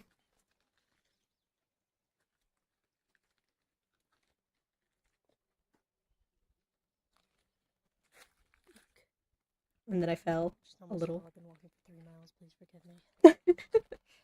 I don't know if you can actually hear what I'm saying because it is kind of quiet. But I did eek. I did almost slip and then say eek. And we have more trees. I think it's kind of hard to see in the picture. I think there was like a little bit of river material here, and that's why I took the picture, but it's really hard to see. Oh, there it is. Sometimes if you take a picture of like a really thin river, it just looks like there's nothing there. Very scary, giant, tall trees. If one of those decided to fall, I would be smushed because I did not have the strength to jump out of the way. When we were in this big giant tree area, um, there was there were like some trees that they gave names to because they were like notable in some way. And there was a tree where it's one tree, and then next to it are three trees that are like really close to each other and like sort of touching. So it's called like uh the Bachelor and the Three Ladies or something. Because the single tree is the handsome man, and the three other trees are the ladies that are trying to woo him, I guess. And my sister did not know where it was. She just knew that it was somewhere along the path. And so every time we came to a like set of four trees, she would be like, "Oh my gosh, you guys, it's the Bachelor and the ladies." And then we would walk another like half a mile, and she would be like, "Oh wait, no, this one is the Bachelor and the ladies." And then we got up to like the very end of the trail, and then there were four trees with a sign in front of them that said the Bachelor and the ladies. And she was like, "Oh, oops." So we saw the Bachelor and the ladies four times because my sister couldn't tell which ones were which. So many handsome available men in those ones. Because like I guess she hadn't really seen a picture of them. She had just read the description, and so she was trying to like figure out which one was the correct one just based on context clues.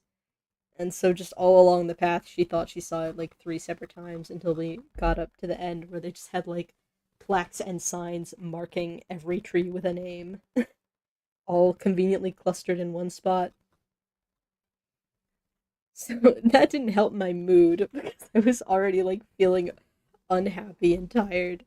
And by the time I got to the end, I was like, all of these trees just look the same. What's even the point? Why did I even walk this far?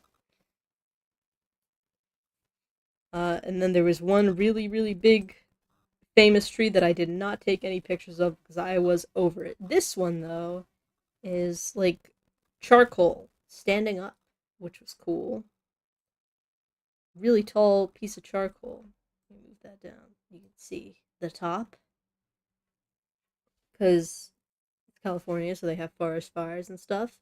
So basically, wherever we went, there were at least a few trees that were just like a charcoal stick. Actually, in the place where we were staying, they had a sign that said like "controlled burn, do not report." Just like right outside of the town that we were at, because I guess they had been controlled burning, and they didn't want people to like be like, "I smell smoke" and freak out and call the fire department. But that was funny. They're like, I hope they don't lose control of their burn because the house we're staying in is made entirely of wood, and that would really put a damper on the trip. But the area with this big charcoal tree is also where I found my tiny piece of charcoal that now lives in my house. There's some more snow on the ground because we were high up. Some trees on a rock and some trees outside a car window. I saved this picture specifically because there's a funny little man in the corner. Look, you see. Why does my mouse only sometimes show up? You can see his head and his wacky waving arms. It's Slender Man. He's going in the corner. This is like this is the last picture in the folder. And I was gonna delete it, but then I saw him and I was like, actually no. I think everybody should see. He's perfect. He's my little friend. I've really been like hopping around completely randomly through these. Oh wait, I caught sight of an interesting object. Look at this. Look at this weird plant. That was right outside of our house. Peak creature. It's a good creature. This was right outside of our house, and I thought it was like a weird mushroom or something. And I looked it up, and apparently it's called a snow plant because they like start growing after the snow comes. I guess like after the snow starts melting. And it's a flower that is like part fungus. I actually thought that it was litter. Like the reason that I went up to like go look at it was because I saw incredibly bright hot pink on the ground. I was like, "Ah, somebody dropped litter on the ground," and then I went over to pick it up, and I was like, "Oh no, I think that's like alive."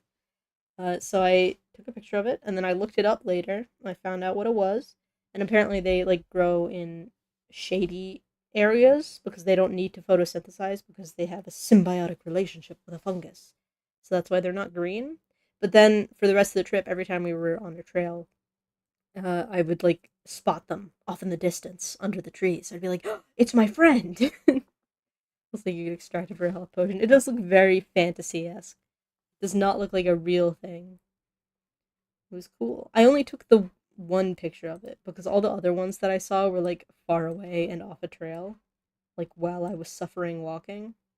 So I might have like one picture. I think is this one is the same one that was outside of the house. I just took a picture of it from a different angle later that day. I also have tree with mushrooms on it. I actually there was another tree with like cute little white puffball mushrooms on it, but I didn't take a picture. Sadly. Once I got to like the end of our really really long walk on the last day we were there, I was like not up for taking pictures anymore. I was just trying my best to like get through it. I was like, if I just gotta keep keep breathing and keep walking, and then it'll be over. And then I could go take a nap. And so I didn't actually like think to take pictures. So towards the end, they get a bit sparse.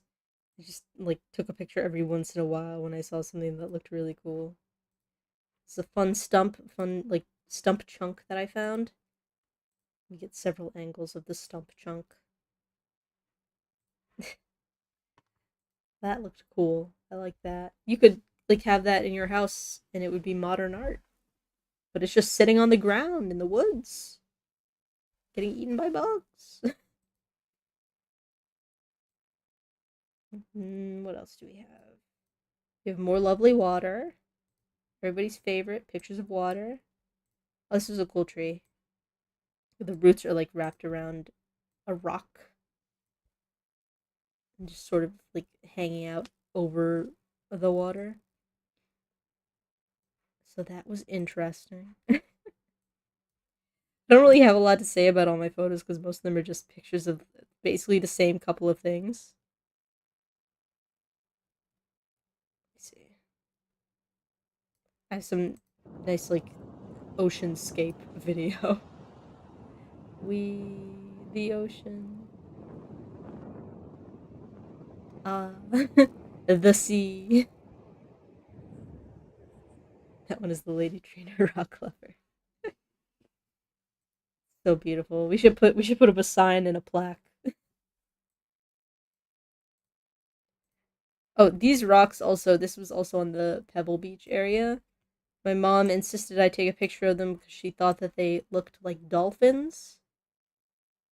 I'll let you decide if you think they look like dolphins as well. I can kind of see it. Do I have like a drawing thing? I'm gonna draw a dolphin. Edit. Oh, there it is. Really tiny, tiny quality. What color is this? Blue. Here's the dolphin.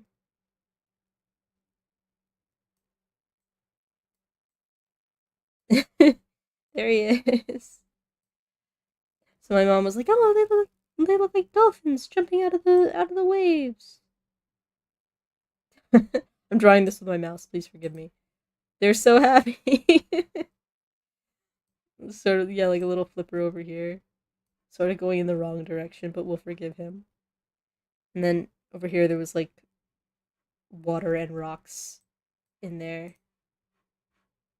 Cancel. Please do not save them. Please do not save my horrible mouse drawing over him. But those are cool.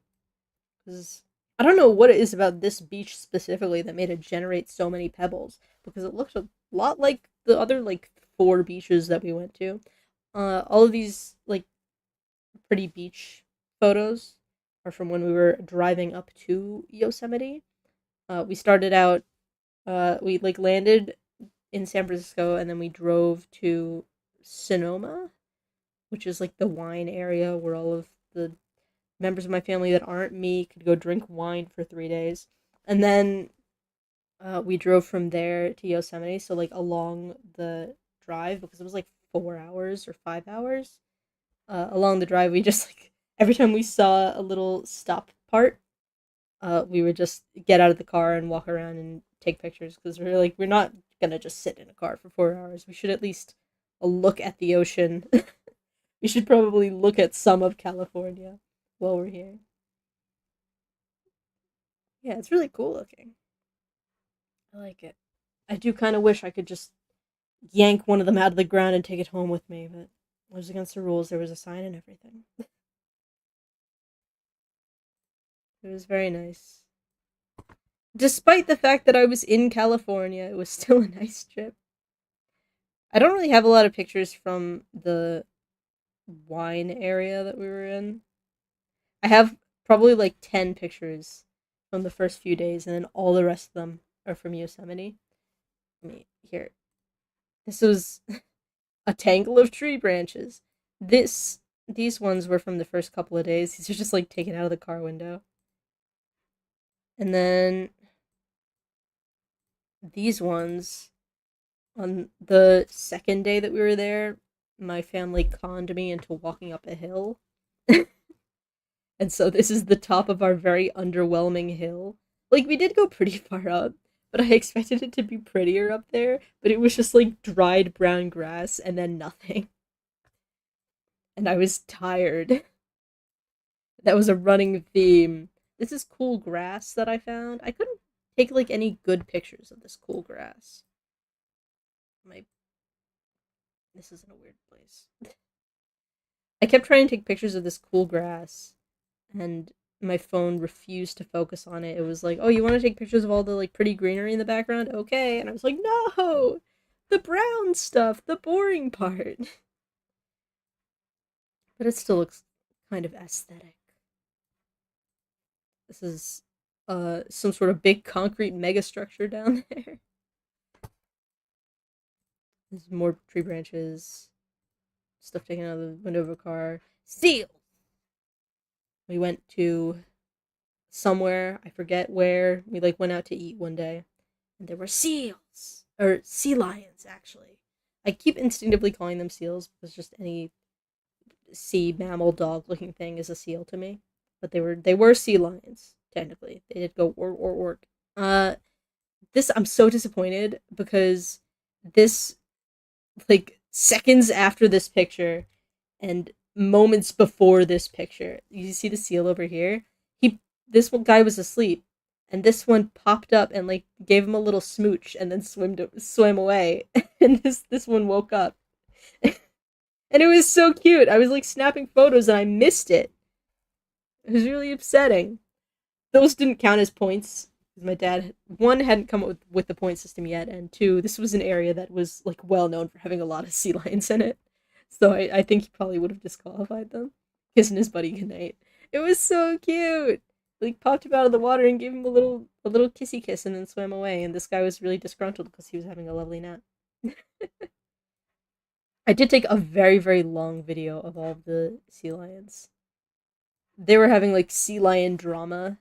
Everybody was fighting and knocking each other off the like piers that they were on. Here's this guy right after he woke up. Right after he was rudely awoken. He was like scratching like a dog. He was scratching a little itch like a dog. He was so cute. This was like the highlight of the trip was this particular seal. I saw him get a cute little smooch, and then I saw him scratch like a dog. And then I have this, and like his buddy just like passed out in the corner. Me lengthen this. Zonked. There's like no good way to put this. To have our fun little look at Eilis's vacation photos activity. Just get me completely off the screen. You don't need me. I'm not important. Okay, and then here's my really ridiculously long video of just seals fighting. Sea lions fighting. These guys are just like beating each other up in the corner. Everybody's working. There's so many of them. World Star! There were like 5 separate fights going on at any given time. Fight, fight, fight, fight. They were like knocking each other into the water and stuff. There he goes. And then he like pops right back up out of the water and just starts going at it again. The other one's got possession now. Oh, he's got position on him. Oh, he's getting knocked in now. He's going. He's going now. You see the ones right here fighting? Everybody having battles. This guy just comes up out of nowhere in the bottom. Everybody was having a nice little nap and he just comes up to cause trouble. He just starts like beating everyone up. It's so rude. Everybody's like, get off of my raft. The other ones are like, get off, get off, get off. He like comes back around to like cause trouble somewhere else. Everybody was having such a nice nap, and then somebody had to come in and ruin it. Like gets knocked into the water. He's like, who else can I like bother? Who else can I be rude to? How they just climb all over each other. Yeah. No, everybody's disgruntled. Everybody's upset. They're all orking. He's a ham. Those are specifically for the sea lions? I don't think so. I think they are meant for like boats to attach to. That was a sick jump, bro. You had to wind up for that. I I think. bothering. These guys were having a nice chill nap. Sorry, And I'm now it's commentating on the bothering. fight. But yeah, I think they're to like stick boats to. But the sea lions being there is like a He's bonus. getting out. He's like, I'm gonna go hang out over there where there's like 2 other sea lions. They're like the sea lions are like an attraction for the area, so they probably put out more rafts than they really need just to attract them. Everybody's getting upset in this cuddle pile. Some guy just came in to ruin their cuddle pile.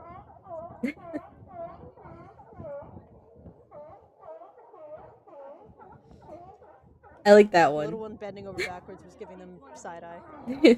Thanks, past Eilis.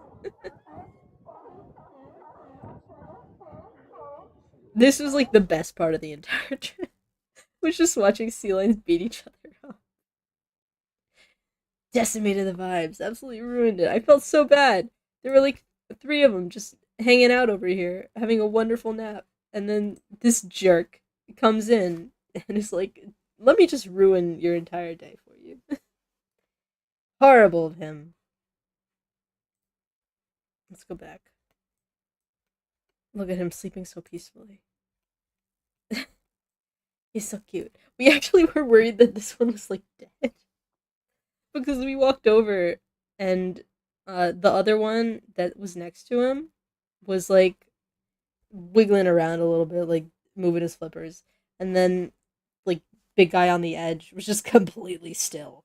Like we stood there for like 3 minutes and he did not move at all. And we were like, is this a bad situation? Has something horrible happened? And then the other one came up and like smooched him awake, and we were like, oh no, okay, he's fine.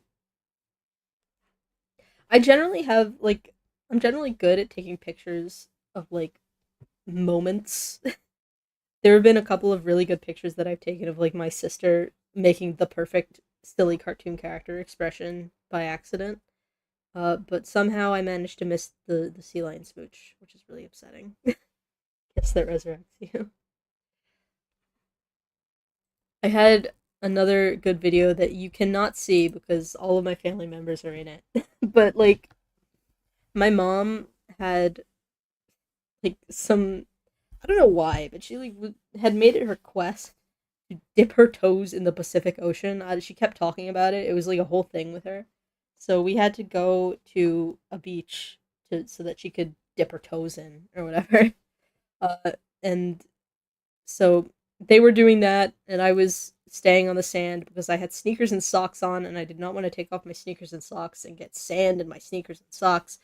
So I was just like waiting up further on the beach, and I was like taking like a couple of pictures of them because I like to just randomly take pictures of my family just in case something funny happens. And like my sister did a weird little like cartoon scamper towards me, and I caught a picture of her with like both feet off the ground. It looked like she was like clicking her heels, and she was pogging. It was a very good, ridiculous photo. I'm very proud of it.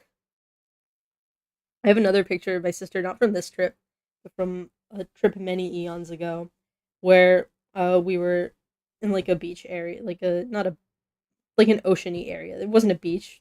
We were like walking around on a wall that was just sort of on top of water, but like a wave crashed over the wall and it hit my cousin who was like in front of me, slightly out of frame of my picture, and my sister was in frame of my picture, and I managed to catch her like in the middle of her like shock face reaction, like completely candid shock face reaction. And it's like both of our favorite photos of her ever taken. Because you can see like the beautiful sea spray coming off of like the wave, and like this wave crashing over the seawall, and then my sister just going in the background. It's really good. And then there was another video that I took with my family in it that like after my mom dipped her toes in the Pacific Ocean, she found out that the area that we were at wasn't technically the ocean. It was like sort of an inlet or something, and so like it didn't count. It was like a harbor. So when we were driving up to Yosemite and like stopping at various beaches, we found an actual beach with the actual Pacific Ocean, so she could dip in. And my dad and my aunt and my sister were all like already standing in the ocean area, but my mom like took a couple extra seconds to like take her sneakers off, and a wave came up. Like they were not expecting there to be waves. They were just like, oh, it'll be like ankle high water or whatever. And a wave came up and just like absolutely decimated them. Like my aunt had like water basically like up to her chest. Like she got splashed really hard, and my sister's pants were soaked. And so I cut a video of all of them getting completely wrecked by this wave, and my mom like seconds away from being part of the disaster. So my mom's little quest to dip her toes in the Pacific Ocean did not go so great. She did get water on her, so I guess it counted. The kill cam. Every time I'm out with my family, I have to like just constantly have a camera trained on them just in case something funny happens. My family is very good at having funny things happen to them. Mostly getting hit by waves, apparently. It's considering all of my stories of funny photos that I've taken appear to get taken by the beach. But I guess it makes sense because getting splashed by a wave does generally garner a large reaction from a person. Everybody always has to make like a weird face when they get wave splashed. So it's a good opportunity to take a silly photo. I wish so badly that I could show you my favorite ever photo of my sister, but you're just gonna have to imagine it in your head. Sorry. I don't want to dox my poor sister. Just trust me, it was a really funny picture. Alright, let me disappear my photos. Let me go back into a normal spot. I kind of have run out of topics. What else? What else? I don't think I really have anything else. You could draw over her. I could I could soy jack her. My sister would be so angry if I soy jacked her. She could never know. I'm just imagining her like coming across my YouTube channel somehow and seeing that I've soy jacked her. Like she would know. It's a very recognizable photo. We look at it regularly. Every time we're together, I'm like, hey, remember that funny picture I took of you? And she's like, of course. And then we look at it again and laugh. It's like burned into both of our brains. If I soy jacked her, she would know exactly which photo it was.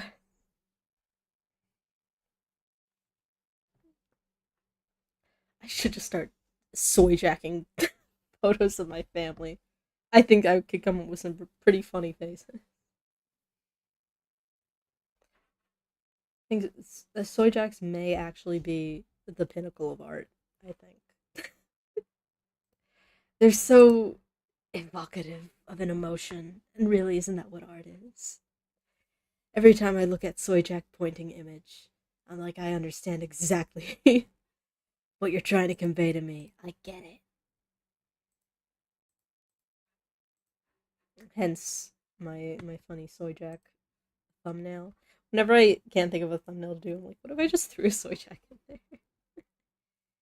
Thank you for sharing. Thank you for sitting here and listening to me talk.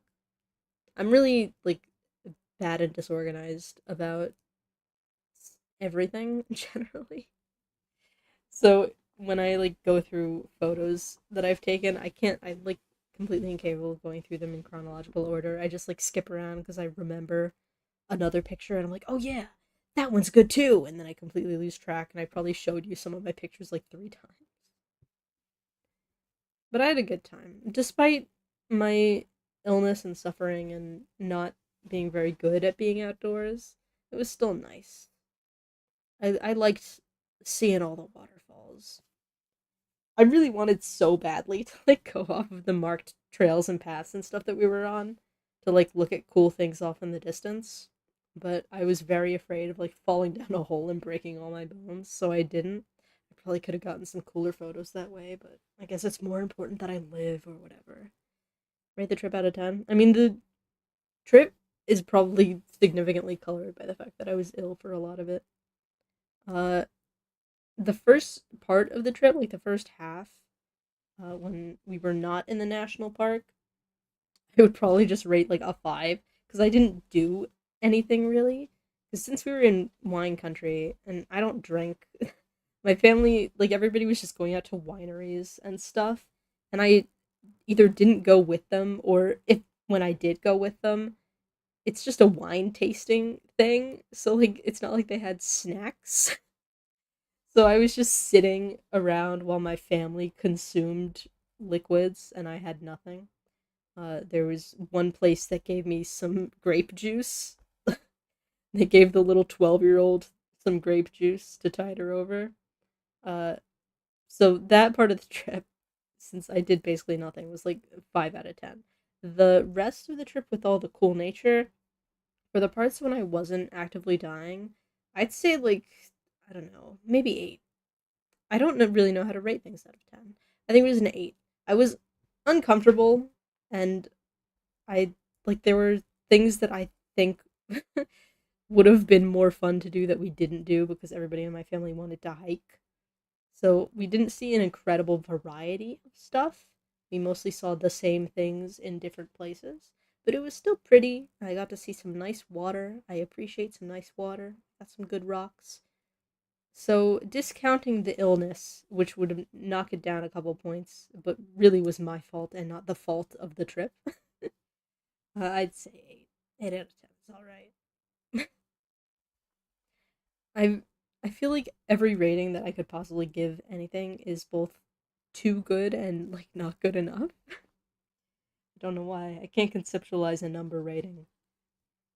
It was all right. I am very happy that I got to get cute little pins at the end. Other highlight of my trip, beside the sea lions, was getting cute little pins. I was on a quest like the entire time that we were in Yosemite to find pins, and we went to like 3 or 4 different places, and none of them had any, and I was getting a little disheartened. But luckily, I was able to find them on our last trek at the like visitors center welcome area thing for that. They do actually just have like a website for the national park animal pins. So I was like, oh, I guess if I can't find them, I can just purchase them on the internet, but it's just not the same. But I bought them in real life, so it was okay. Actually, I want to show you the pins. I haven't taken pictures of them, but maybe I could find the website. Wait, let me look it up. National Park Pins? Question mark? Shop.americasnationalparks.org. I think that's probably the correct one. Let me see if I can find them. Oh my god, there's so much stuff here. Do they count as apparel or are they collectibles? Pins. They have an only you can prevent forest fires Smokey the Bear patch in the pins section for some reason. I don't know. Animal pin? Where are all these cool pins? They had uh on the back of them a website, but I don't have one with me right now, and I can't see them on their website. But they're just like cute little pins of various animals that you can find in the parks. Let me look up like the ones that I have. No, it's not on this one. Is this just like not actually the official website? Now I need to find them for the principle of the thing. Nationalparkstore.com. There's too many possible websites that this could be. Nah, this one doesn't look correct either. Where are they? Why are all these pins that I'm seeing just squares with the name of the park on them? Show me a creature.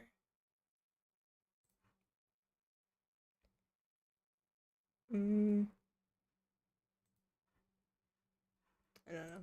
Everything's giving me like page not found or like the wrong thing.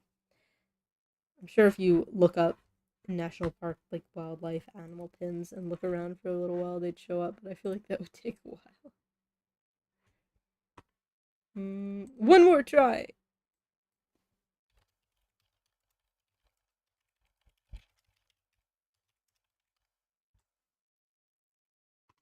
Wildlife pin series? Where are you? This one might be it, actually. I think this might be it. I think perhaps I found it. Let's see if I can find the one that I have, and then I'll know for sure.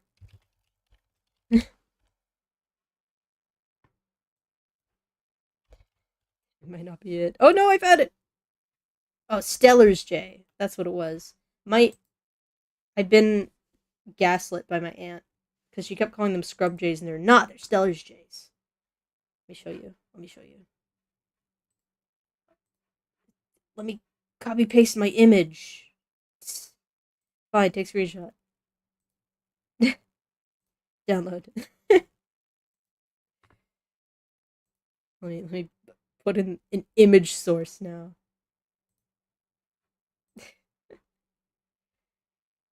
Streaming. There he is, above my head. This is the bird that I got. I got a cute bird. And then I also got a butterfly and a flower, which are like less impressive visually than the bird, because everybody knows what a butterfly and a flower look like. But there's my bird. I love him. He's very cute. I stuck him on one of my bags, and I'll probably never ever take that bag out of the house ever because I'll be too afraid of losing all of the pins that are stuck to it. I really like pins just because they're like cute little shiny trinkets, and I love collecting a cute little shiny trinket. But I feel like scared to put them on stuff because I feel like they're just gonna get lost. And so whenever I have like a bag or a shirt or something that I've put a pin on, I just don't touch it because I'm afraid that they'll like pop off somehow and then I'll lose them forever. And enamel pins are kind of expensive actually. I used to have on like my purse in middle school a little like little character charm thing that I got from Comic-Con. And literally every time I left the house with the bag, I had my hand around the little character charm. I was like, I cannot lose her. She's too precious to me. So eventually I just like took it off and I hung it on a corkboard in my room because I was like, I don't trust the outside world not to like somehow yank this thing off of my bag. It was like too much paranoia and worry every time I left the house. Maybe do something to make them more secure. Maybe. I might have to like look up ways. I just wouldn't want to damage whatever bag they're on by like gluing them in somehow. There's probably like some sort of extra secure pin backs that I could get. I have some pins that on the back it's just sort of like a plasticky thing that the point slides into, and then other ones I have like the metal pin back that you have to like pinch it open and then close it around the pointy bit, which I think are more secure, but I just don't trust anything. I do have just like a designated bag that I put a bunch of pins on and it just sits in my room gathering dust. I just look at it every once in a while when I want to look at all my pins and I'm like, ah, my pins. And then I put it back down and I never take it out of the house. I've taken it out of the house I think maybe twice and both times I was scared. I hate losing stuff. I don't there's not really even a reason for me to be too like scared about losing things. I don't think anything has ever fallen off of one of my bags. But I do just have an irrational fear. Because then that's a waste of like $10. Pins cost a lot of money. $10. I could buy a t-shirt with that kind of money. Not a good quality one, but I could buy a t-shirt. Everything's too expensive now. I'm so afraid. I'm so afraid of like wearing clothing because I'm like I'll ruin it, and it costs $28. when I Because we had to take a plane, I did not take any clothes that I actually liked on the trip. I took all of my most boring shirts and sweatshirts and like two pairs of pants because I was like I'm not willing to lose my other two pairs of pants that I own. Because one time, when I was like really little, one of my family and like our family friends went on a trip to some island somewhere for summer vacation, and uh, we flew over on a plane, of course, and we took like different flights, my family and our family friends, and our family friends lost all of their luggage. All of their luggage was gone. They got to the airport And they're like, "Where's our luggage, please?" And they're like, "Don't have it." And so they had to like buy all new clothes at the place that we were at. And I don't know how I got it into my head. I'm fairly certain this isn't a thing that they actually do. But somehow I got it into my head that their uh luggage was all in the cargo hold, and then somewhere over the ocean they opened up the cargo hold and dropped it into the ocean. And I don't know if my dad told me that as a joke and I believed him, or if I concocted it into my brain somehow. But every time I go on a plane, I'm like, they're gonna drop my luggage out of the cargo hold and it's gonna be gone. So I never take t-shirts that I like on plane trips. Like, there's no way they would do that, right? I'm pretty sure that would destabilize the plane severely. But it's in my brain and I can't get rid of it. I need to know if like my dad told me that lie or if I came up with it myself. If I came up with if I came up with it myself, I don't know what was wrong with me. I could convince myself of so many things with absolutely no evidence. I remember one time my dad like tried liked to gaslight me as a child. Like a different set of family friends. My dad has like two friends that he's been friends with since they were like really little, and so I like grew up with their kids. Um, so like one time I noticed that this other family friend's kids both had a tendency to like always tiptoe up the stairs. Like they would never walk up the stairs like flat foot. They would always like tiptoe hop jump on it. And I was like, Dad, why do I don't know, Mary and Joan, not their real names, always tiptoe up the stairs? And my dad was like, "Oh, their dad like dared them to do it." He said, "I bet you can't tiptoe up the stairs all the time," and they said, "Bet," and then so that's why they do that. And I was like, "Okay, Dad, I believe you." With no evidence. Like that's a really weird thing to tell a child. That doesn't make any sense at all, and it doesn't mean anything. And I remembered it for years and years, and I brought it up to him later, and he was like, "I never said that." He just didn't remember. That was like a formative thing that he told me that I just believed him about it. I don't know why I believed him so hard. Because, like, who would say to their child, I bet you can't tiptoe up the stairs for the rest of your life? And then they would just do it? I don't think there was any incentive that I was told about. But I believed that. I brought it up and he was like, no, that never happened. I was like, I know that happened. I could not have concocted that on my own. Anyway, there are locking pinbacks that are more secure than the normal kind. I might look into those. I think that that's probably the kind that I have where it's like a little metal circle thing and you have to pinch a pincher on the back to stick the pin in.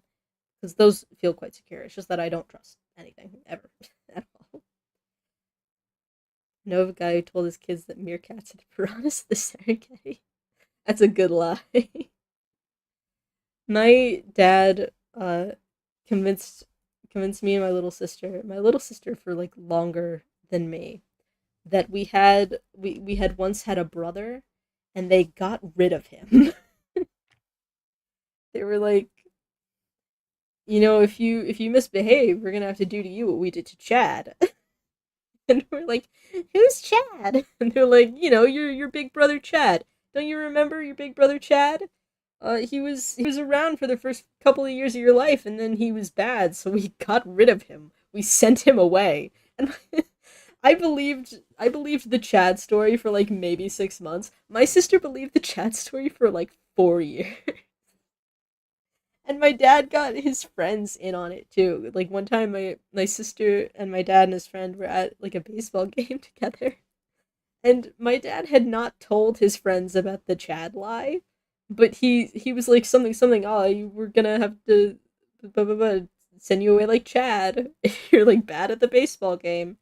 And Amanda was like, Chad's not real. I know Chad's not real. And then my dad's friend was like, oh yeah, I remember Chad. I wonder how he's doing. Like with no context for what the lie was.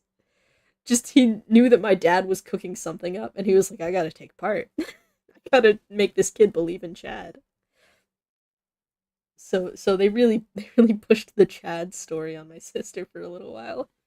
So every once in a while, we're like, I wonder how Chad's doing these days. We found out in middle school that there was a country, not in middle school, I don't know, grade school, whatever. We were like young, like 8 or something. But we found out that there was a country named Chad, and we were like, oh my god, Chad was so successful, he owns his own country now. So that's another part of the Chad lore. Is that he after he was kicked out of the family, he went on to found the country of Chad. It's a very dad bit. My dad did not gaslight us often, but when he did, he really pushed it. He really tried hard. I can't really think of any other amusing lies that my family told. My mom tried to get us to believe that when the ice cream truck goes by and they're playing music, that means they're out of ice cream. But we never believed her. That was like a thing that like her grandma did to my grandma. Like tried to make her believe, oh, when the ice cream truck drives past the house and they're playing like their little da da da da da da da, that means that they're out of ice cream and you shouldn't run out and ask them for ice cream because they're gonna have to tell you that they're out and it's gonna make them sad that they have to disappoint a child. And so my mom tried to keep that going, but it didn't work. My sister and I were far too familiar with the ice cream man at that point because we live very close to a school. So in summer, like around the summertime, uh, the ice cream man would just like constantly be outside the school trying to lure children in to purchase his goods. We were like, no, no, no, no. It's too late. You chose to move right next to his school. You should have known. The American guy told his kids people in Norway don't wear clothes. They met a Norwegian guy in the park and he picked up on the joke and played along perfectly. Nice. He was like, oh yeah, you stupid American laws. I have to wear pants outside. What a travesty. I wish I was back in Norway. Parents love lying. It's their favorite. I think one of the main incentives for becoming a parent is that you have somebody who believes literally anything you'll say. You can just lie to them for like several years until they get wise.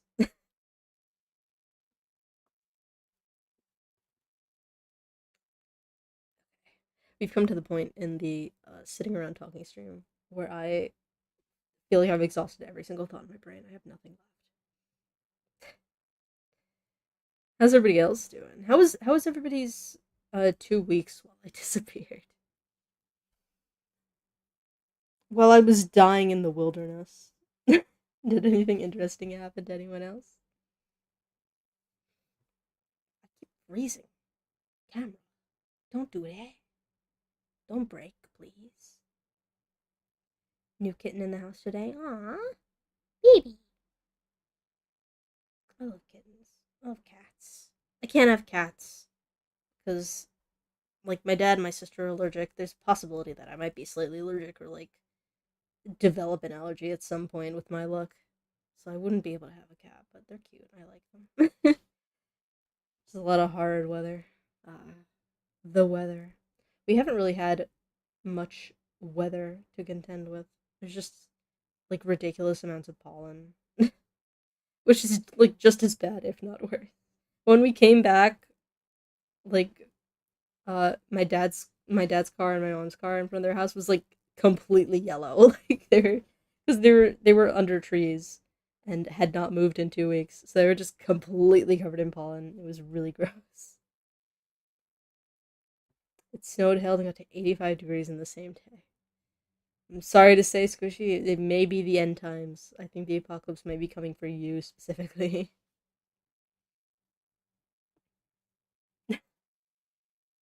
Scary. I think it's only hailed where I am, like in places where I've been, like 2 times in my entire life. I've not seen much hail. And like one of those times, it was like teeny tiny little baby hails. When I was a kid, we had like one day where there was like, I don't know, like quarter sized hail. So not like crazy large, but still large enough that it would definitely hurt you if it hit you on the head. And we had to like stay inside all day, and we got the day off school because they're like, we don't want kids walking around in the hail. Hail is cool though. I kind of wish it happened more often, honestly. I like going outside when there was like recently hail and just picking up balls of ice off the ground. It's fun. Has some softball sized here a few times. That's scary. I don't like that. Whenever I hear the phrase softball sized hail, I get like shivers. I'm like, oh god. If that hits you on the head, you're a corpse. You're done for. Rocks falling at terminal velocity from the sky will dent your car, dent your head, break your roof. Not great. I don't I don't know who came up with that weather pattern, but they may need to rethink it. That was a poor choice. I've never had a hail fall on me, unless like you count little tiny little baby dust speck sized hails, which I don't count because that's basically just hard snow. I kind of want to get doinked by hail, like for the experience, not like a big one, just like a mid-sized hail. Like I don't know, hit me on the shoulder, give me an interesting bruise for a couple days. I would like to experience all that the world has to offer, including getting hit by a rock from the sky. It makes me sound like an insane person. Every time I hear about like an interesting way that you can get mildly injured, I'm like, I hope that happens to me someday. Just so I have an interesting tidbit to tell people about. As long as I'm not like violently, horribly injured. I'm willing to deal with a little pain to be like, hey, did you hear I get hit by hail? Want to see my hail bruise? It's funny. It's quirky and interesting. Totally get it. I'm glad you get it. I'm glad somebody gets it.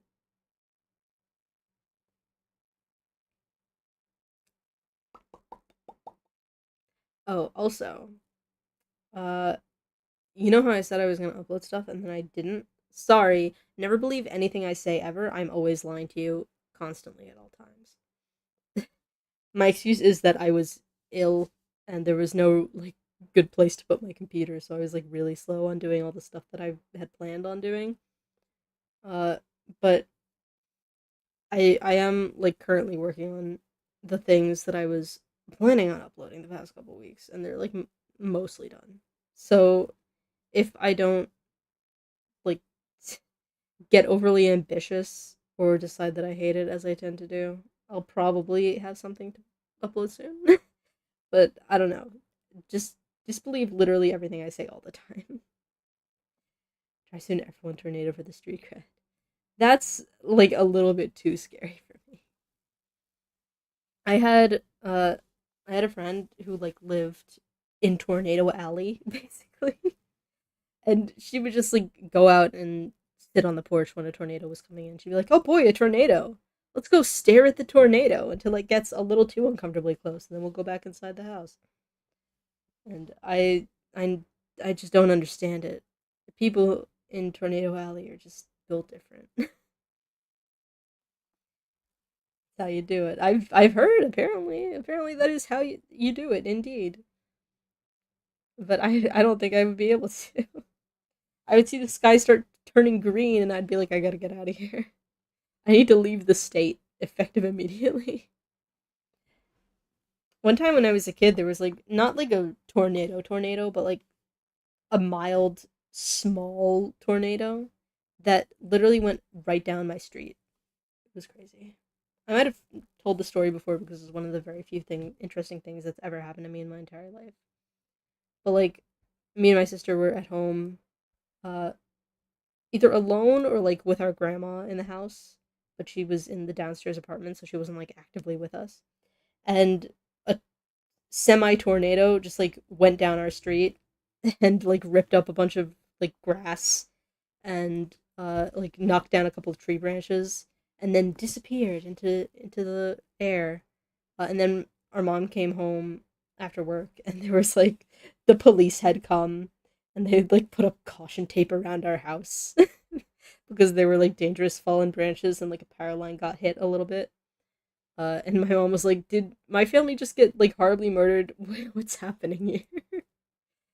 And so she came in and was like, "Oh, okay. Both my children are alive, and there was a tornado. Fun." And then nothing ever came of it. It could have been your isekai moment. Luckily, me and my sister were just sitting like on the couch watching TV. We did go over to our front window and watch it go down the street because like we heard like crazy. It wasn't even like really wind noise. It was sort of like crunching because I guess it was hitting tree branches. So we like heard weird crunching outside. We were like, "What's the weird crunching?" And so we ran over to our front window and we just watched this small little tornado type thing just go down our street and disappear. And we were like, weird. And then just went back to watching TV.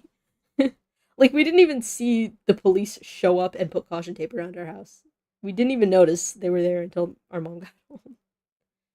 Like, my memory of that event just goes from, oh, look, a tornado, to mom's home and also the police are here. That was the one of the two times that police came to my house through no fault of my own. The other time was somebody called the police on a house that had that was on a street with a similar name to our street but not the same name, and the police got them mixed up and they came to our house instead, and they were like, "We heard there was a domestic dispute," and like my tiny frail little grandma answered the door. And they were like, sorry, we're mistaken," and then left and went to their like actual call. I wonder if the baby tornado will return one day after he's grown up. I sure hope not.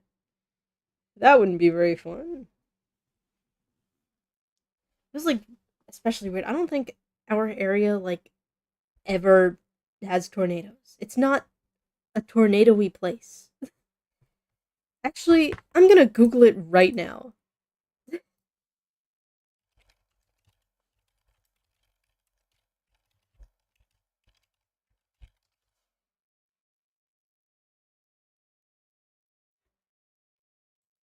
Apparently, we've had quote unquote a lot of tornadoes comparatively to other areas around us, meaning that there were less than 5, but more than 0. Well, that's fun. That's a fun little fact.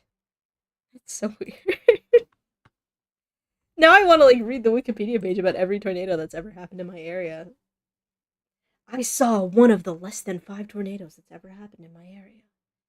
I was there. I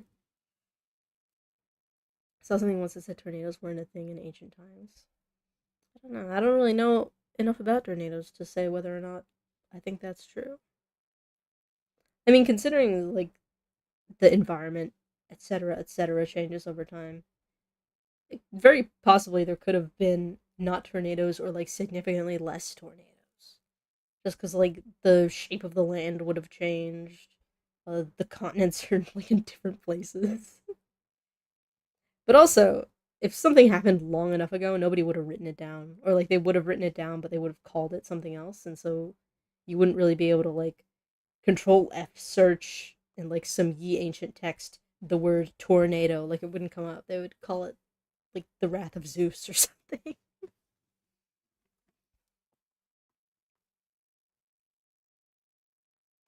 I'm like intrigued by like the other like 2 tornadoes that have happened near me. I need to be I need to not actually give information about this because I don't want you people to know my like childhood street address.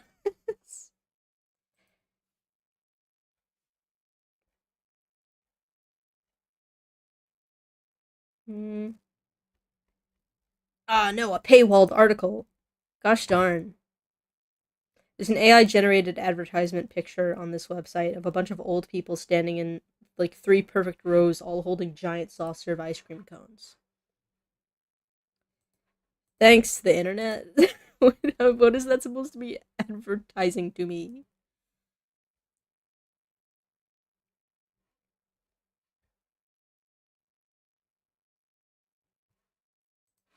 There's apparently in my area been only ever tornadoes after the 90s and before there were no tornadoes.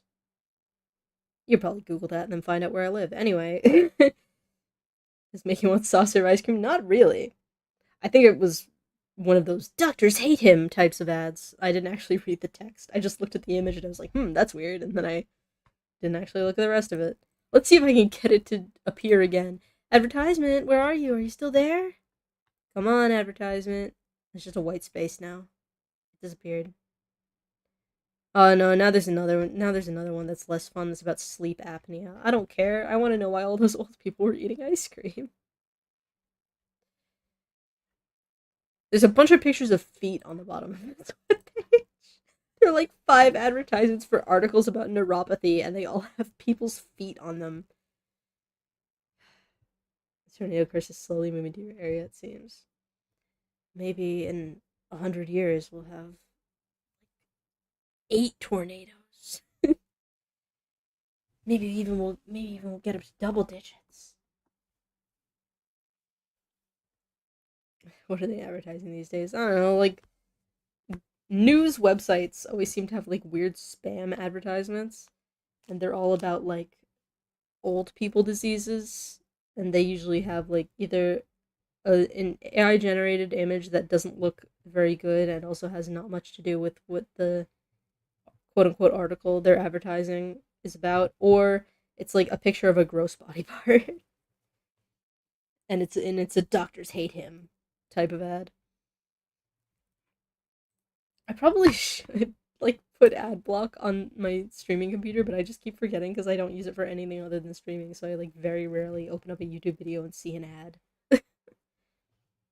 I have it on my laptop, but I just don't think to add it onto here because like I don't use it. If I'm on stream and we're talking and I look up a news article, that's basically the only time that I see it. Does YouTube still do that thing where they like get mad at you if you have an ad blocker, or did the ad blockers find a way to bypass that? I haven't really paid attention.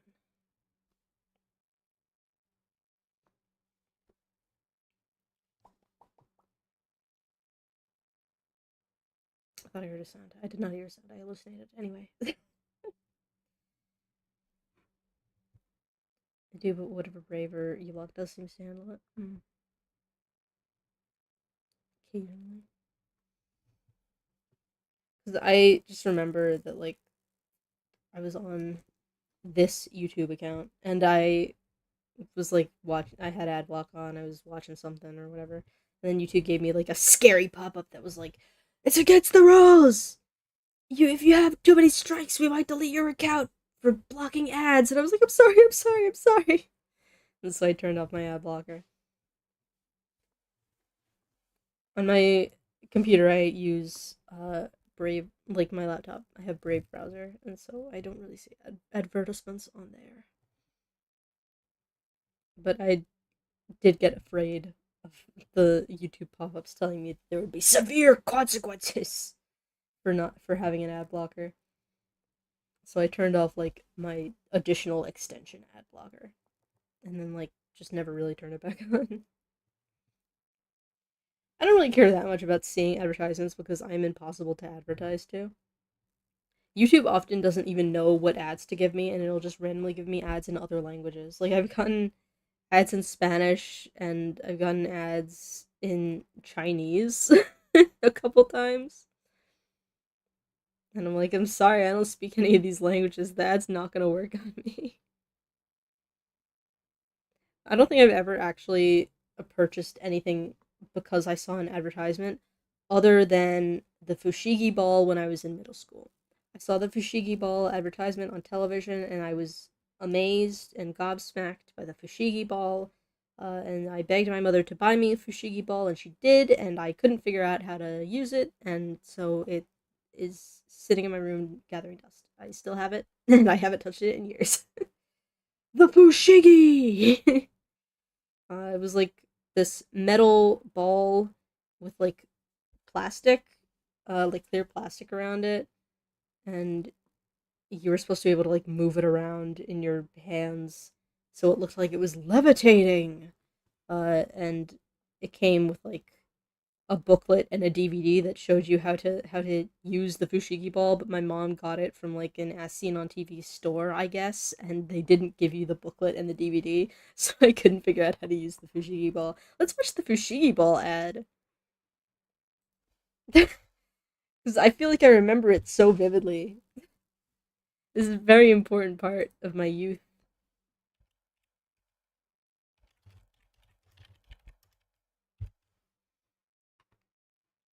$15 years ago. Fushigi Magic Gravity Ball ad 2011. Oh my god. Okay, let's see. There's an advertisement before it for King's Hawaiian Pretzel Bites. Okay. Here, let me get everything properly open and we can watch the Fushigi Ball video together. I think I saw some videos of people kind of dancing with those, but I didn't know they were a product. Yeah, they like played the ad all the time on like Disney and Nickelodeon and stuff. Streamer Eilis Umbra Fushigi Ball tech. I do still have the Fushigi Ball. The hand cam stream of me trying to figure out how to use the Fushigi Ball. Okay, let me what's my browser? Fushigi Ball commercial. I've set my browser. There's another video right next to it from 6 years ago that says that Fushigi Magic Gravity Ball was a scam. Okay. Can you see my browser? Hello, browser? Where are you? Oh, I think it's behind. I think it's behind something. Browser? Where are you? Where is it? Wait, let me see. Oh, it's capturing my chat for some reason, but it's not showing up. Where is it? Okay, I'm gonna delete this one. I'm gonna add it in again.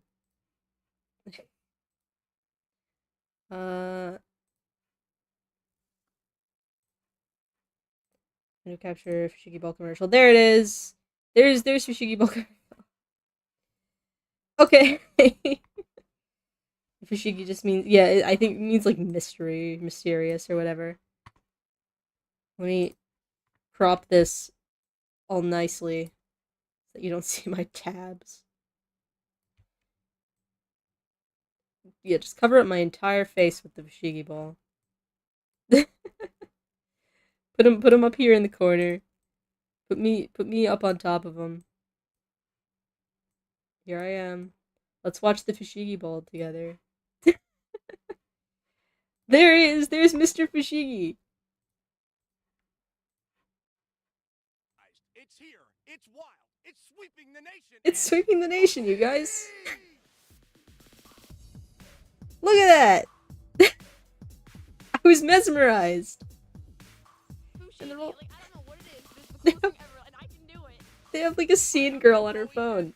John Fushigi. We're gonna show you how to unlock the secrets of Fushigi, the magic gravity ball. No strings, no tricks. Magic, maybe. An illusion, Maybe. you decide. You can make Fushigi defy gravity and appear to float in midair. Experienced Fushigi practitioner. Levitation, and so many more. It floats, it levitates. It will confuse the senses with its mind-blowing movements. Mind-blowing. Big or small, anyone can Fushigi from the minute they pick up the magic gravity ball. And with a little practice, you can conquer Fushigi. They're all like moving in perfect sync. I think it's fabulous. I get it now. Everyone She loves gets it Fushigi. now. She's not going to tell me though. I don't get it. It's relaxing. It's relaxing. Therapeutic. Best of all, it's just amazing. It floats. It's awesome. Fushigi. They just have a little chuckle. Fushigi. Even control more than one Fushigi at a time. You can do this. Mystify, amaze, and confuse your friends in just minutes. Now it's your turn to master Fushigi. It's sick. It's so much fun. I love it. They keep like cutting people off before the sentence is completely over. 16, he would love one of those. I want to buy it now. Fushigi. Call now to order Fushigi. Magic Gravity Ball for only Just say the name of the product. When you order, we'll send you a free It was only DVD that will teach $19.99, you you guys. Everything you need to know to unlock the secrets of Fushigi.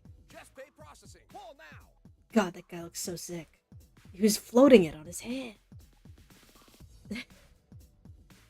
So this ad played all the time, constantly, on like every kid channel. And I thought it was the coolest thing ever, and I begged my mom to buy me a Fushigi, and then I couldn't figure out how to make it work, so I just put it back in its box. wonder if recording of the DVD is somewhere. I mean, it's been long enough. Probably someone has uploaded it somewhere. Maybe it's on like the Internet Archive. I assume that. I mean, I'm pretty sure it's like an optical illusion type of thing. Hence the like reflective metal ball inside of a reflective plastic shell. Uh, but like, so it like looks floaty, but you're really like gripping it with your hands in a certain magician-esque way. But like I had little tiny child hands, and my parents had like wood and tile floors throughout the house. I didn't want to drop it and like dent the wood or crack the tiles, so I was like afraid of trying to use it without proper instruction from a fushigi master. So I put it away and I never played with my fushigi. I like threw it back and forth between my hands a couple times, and then I was like, all right, that's about all I can do with my magic fushigi. Maybe someday I can learn how to fushigi. Hello? I'm stuck. What happened? Okay, I'm back. The universe was telling me to go to sleep. What was that? Anyway, yeah. It was a very important part of my childhood was the fushigi ball commercial. I thought it was so incredible. There were a lot of like uh as seen on TV type like ridiculous nonsense commercials that I remember so vividly from my childhood. The Fushigi demons got her. I was for a moment possessed by the spirit of Fushigi. I also remember like I watched a lot of like infomercials or like infomercial esque ads as a kid. There was like this cake, uh, like a cake mold where you could. It was like a circle, and you could put different like you could put ice cream inside of it, and they decorated it to look like a ball, like a basketball or a soccer ball. I remember that. I don't remember what it was called, but I do remember like the look of the weird cake object and how they were so excited that you could fill it with ice cream. I also the Shirley Temple DVD. Like I think every VHS that I had as a kid had the Shirley Temple had a Shirley Temple advertisement on it. Animal crackers in my soup, etc., etc. Now I'm gonna be thinking about that. Now I'm gonna have Shirley Temple's shrill little child voice ringing through my head when I try to go to sleep tonight. What are some other good commercials? Let's just watch silly commercials. 35 minutes of 2000s commercial nostalgia. Imagine going on YouTube and being like, I need to watch some commercials tonight. I need to feel nostalgic for my childhood. Let me be advertised to. Slapshot. I also remember Sham Wow. Everybody thought Sham Wow was really funny. Nerf ads are always pretty good. I didn't really pay attention to those. I remember like the Super Soaker, like the water gun commercials. But I didn't really pay too much attention to Nerf because my parents were generally pretty anti-Nerf. Just because like we could either spray water at each other in the house or like throw tiny little uh like Nerf darts at each other in the house and like lose them under couches and just have Nerf debris everywhere. So my parents were like, we're not gonna. You can play with Nerf at your friend's house. We don't want you getting Nerf debris all over our home. Shout out to Billy Mays. Billy Mays, rest in peace, King. Everybody loved Billy Mays. Nerf guns are fun for playing with cats. I can imagine because it's like a tiny little prey animal. They can search and destroy. I think I only ever really played with Nerf guns at like one of my friends' houses, and I wasn't good at it. I like missed every shot I took, so I did not often decide I'm going to play Nerf today because it just made me feel bad about myself. Family's cat like to jump and grab the suction cup ones off the back door. Ah, the suction cup ones are fun. I would just like me and my friends would just take handfuls of the suction cup ones and just like stick them to each other. We cut out the Nerf gun middleman. We just like hand Nerf dart, smash it onto somebody's cheek, and hope it sticks. Who needs the gun part? Just find Rin discarded like Nerf bullets and stick them on your friends. There's a YouTube video in the recommended for the Fushigi Ball ad that is called LPS, Littlest Pet Shop, the JFK Assassination. I really want to know what that is. It's 20 minutes and 56 seconds long. Littlest Pet Shop fans or something. I need this. Look, there. Right behind my head. LPS, the JFK assassination, 1 million views 12 years ago. Let me disappear that just in case they show me another ad before the video. I'm not giving anyone free advertisement. Oh my god, they have like a little like animated Littlest Pet Shop dog walking across the screen.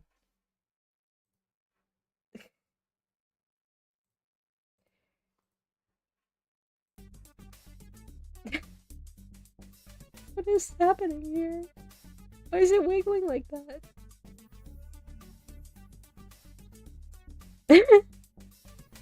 DJ Doggy 9 Productions. I'm gonna small in this. JFK and his assassination in like scary font.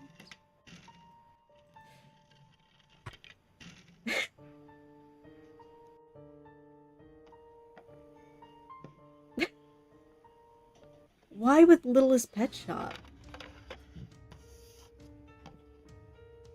Is that a hair dryer? The paper's not even folding. Time to do this. Hey, Oswald. Hi, Fraser. Whoa, Hey, why so Oswald. hot still? Nothing. Come on, we should get going. Dramatic What's sigh. in the package? Just curtain rods. But I thought those were for the house. They're not for me. Can you drive me to the book depository? Sure, but I'm pretty sure we're gonna hit some traffic. You know what? Never mind. Drop me off a couple blocks away. I'll walk the rest of the way. Alright. You're like writing fan fiction about what happened before, what conversations he was having. Well, here's your stop. You know, President Kennedy's supposed to come down the couple roads over. In fact, This stream was supposed to be about my trip. Yeah, isn't it so exciting? Are you okay, Oswald? I'm fine. Thanks for the ride, Fraser. No problem. Oswald says, "I'm fine," and flips his emo bangs. It's just curtain rods. I ordered them for a friend. That's why we went to Iring last week. Alright. See you. I am telling you my alibi.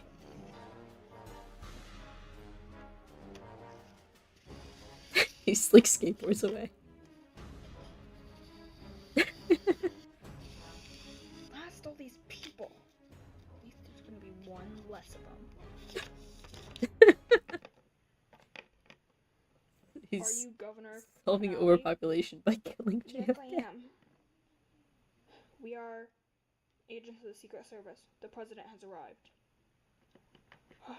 Okay. Why are you like shocked and appalled? This was planned. Did the president not tell you that his motorcade was coming down the street? Hello, Mr. President. No need to be so formal. Call me Kennedy.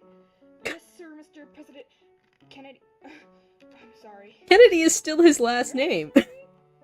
Indeed. Don't you think it's a bit dangerous being here? Not really. I don't see why some people are getting so worked up. Who are they? I feel like I need to watch this whole thing now. It's 20 minutes long. So you did take heed to my warning. Indeed. Although, it was more Jackie than me. Who wrote You know how this? the life is. Did this person write this, or was this like a collaboration with some? Wait, I need to read the description. A LPS reenactment of the assassination of JFK, which is on 11/22. I'm a day late. Sorry. Warning, this music contains LPS violence and blood. I need to see what the blood looks like. Music by Kevin. Everybody's good friend Kevin from the early days of YouTube. Where's the blood? Wait, let me see. I need to see his head explode. Over here, Jackie. I need to know. I was worried. Worried about how I looked. Does it look okay? I know it's a bold fashion statement. When does he get got? I see the gun in Littlest Pet Shop hands. I'm skipping. I need to see this. I wonder if she'll show the magic. Wait for the perfect moment. People of Texas love you, Mr. Kennedy. So, Sir? how are they gonna do the bullet? Well, Governor, now. Indeed, they. Yes. He like fell out of the car. Kennedy, our president, he's been shot. President. They just like scribbled on the back of his head with like red nail polish. Quick. Yes, ma'am. Oh no. Oh no. They're gonna kill us. I don't think that's how that happened. Some creative liberties may have been taken. He has time to make like a dying declaration of love. She kicked him in the head.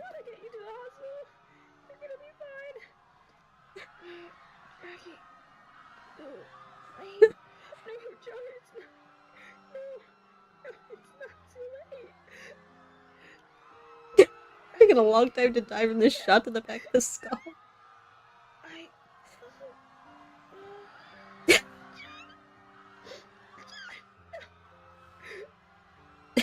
Acting.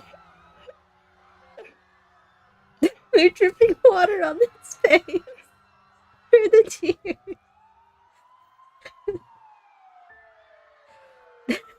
Imagine walking in on your child doing this. Back. Get back. Stay back, people. Stay back. Oh my god. We're here to help. Just pick it up and ask quiet like, no, you can't take it. Honey, we gotta take him. He'll be fine. Why is this one southern? Oh, okay. Go. Still tear liquid on the floor. They put him face down on the dead people gurney. Please,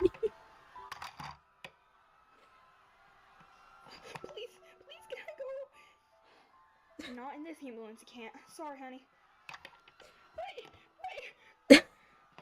Don't worry, Mrs. Kennedy. Will you take me there, please? Of course. This is so deeply strange. Okay, I'll be over there. Agent. I like that they're still playing like screaming sound effects in the background. We need to take a next step. What would that be, sir? Get the vice president. It's done. It's done. He's in like a little like pink dollhouse. What's going on? Kay! JFK son. Right, people. They forgot the J and F. They just called him K. As long as you're an employee, you can leave. You can go. This was all done in one take. You can tell because every time they drop somebody, they just leave it in. They just pick them back up. Good thing I really do work here. Oh, excuse me. Yes. I need to leave right now. Name? Oswald. Lee Oswald. What about the Harvey part? Work here, so you can go. Thanks a ton. Thanks a That will ton. be 59 I'm not the cents. murderer, I Here. promise.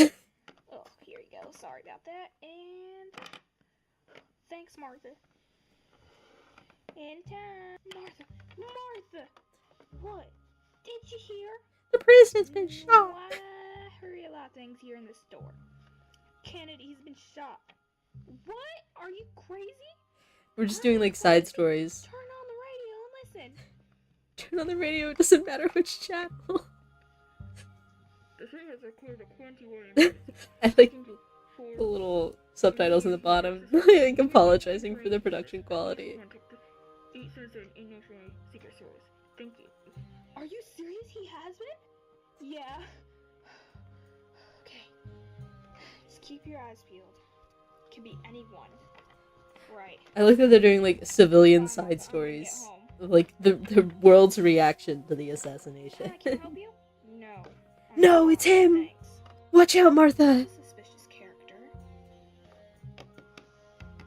Aren't you gonna buy anything? No, thanks. You're just like wandering around in the store aimlessly. Excuse me. I need a 2026 remake. I want to check this person's channel and see how long they were making these. Do you think they still upload? You're a little late, but here you go. So that'll be 29 cents. Here you go. You have to indicate every single motion by picking the Littlest Pet Shop character up and like putting it on top of another object. Yeah? You want in too? No. That guy, he's suspicious. Oh. I think he's the one who killed Kennedy. He walked into my shop and didn't buy anything. Just He must be a call the murderer. police. Now. Alright, lady. No, he's not gonna call the police. I'm gonna call the police. If you walk into a store and don't purchase something, you are immediately under suspicion of murder. I think I found him. They're watching another one of her videos. Ma'am? Are you the police? That's a really good content choice because it makes you intrigued to see what video they were watching, what reenactment of another historical event she did. So you check her channel and you watch more of them.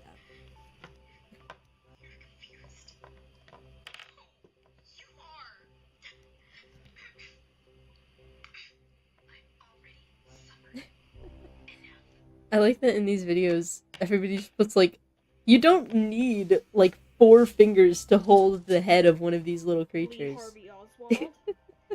I love that it's just a hairdryer. You don't need like 4 fingers to hold the heads of these little creatures. You can like move them around with like the tip of one finger and like pinch them in like 2. But they're always putting their entire hand on top of it and like covering up the whole creature. You have the right to remain silent. You have the right to an attorney. I surrender. Etc. etc.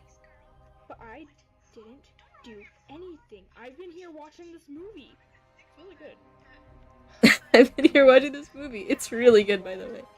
You should watch it. It's made by DJ Doggy LPS. She's a visionary. Truly ahead of her I've time. filed the law since I've done nothing. Nothing. Her fingers needs more control for emoting. Come on, scum. I can really feel the emotion. At the hospital. If you need anything, let us know. How much Thank longer you. is this video? I know I skipped through a bunch of it. So long, 20 minutes. 20 minutes later. Jacqueline. Oh, Now we're Bobby. skipping past because we've gone past the interest part of the story where you see a little Pet Shop character get shot in the head. Now we gotta speed through the rest. I brought Junior. How far along in the how far along in the plot line of JFK's assassination do they go? Do we go to like the swearing in of the vice president or what? I'm sure it will be fine. I don't know. I just can't have the feeling that he might what, Mom? Just go sleep for a long time? Jackie, the doctor's coming. Nobody can have an emotion for longer than 3 seconds. We gotta move the plot along. Yes? Who is this? I'm Bobby Kennedy, his brother. Oh, okay. Family members only. I'm the head doctor here at the hospital. And he's been shot in the head and has been dead for like 6 hours. I don't know why we brought his corpse in We'll here. be fine. Will we be able to walk again? Can I hug him? I'm sorry. Sorry for what? They should show this in schools. And the entire nation has become a great shock. So everybody knows what really happened. He's And it'll keep all the little girls engaged because they love I'm Littlest sorry. Pet Shop. there's nothing we could have done for him.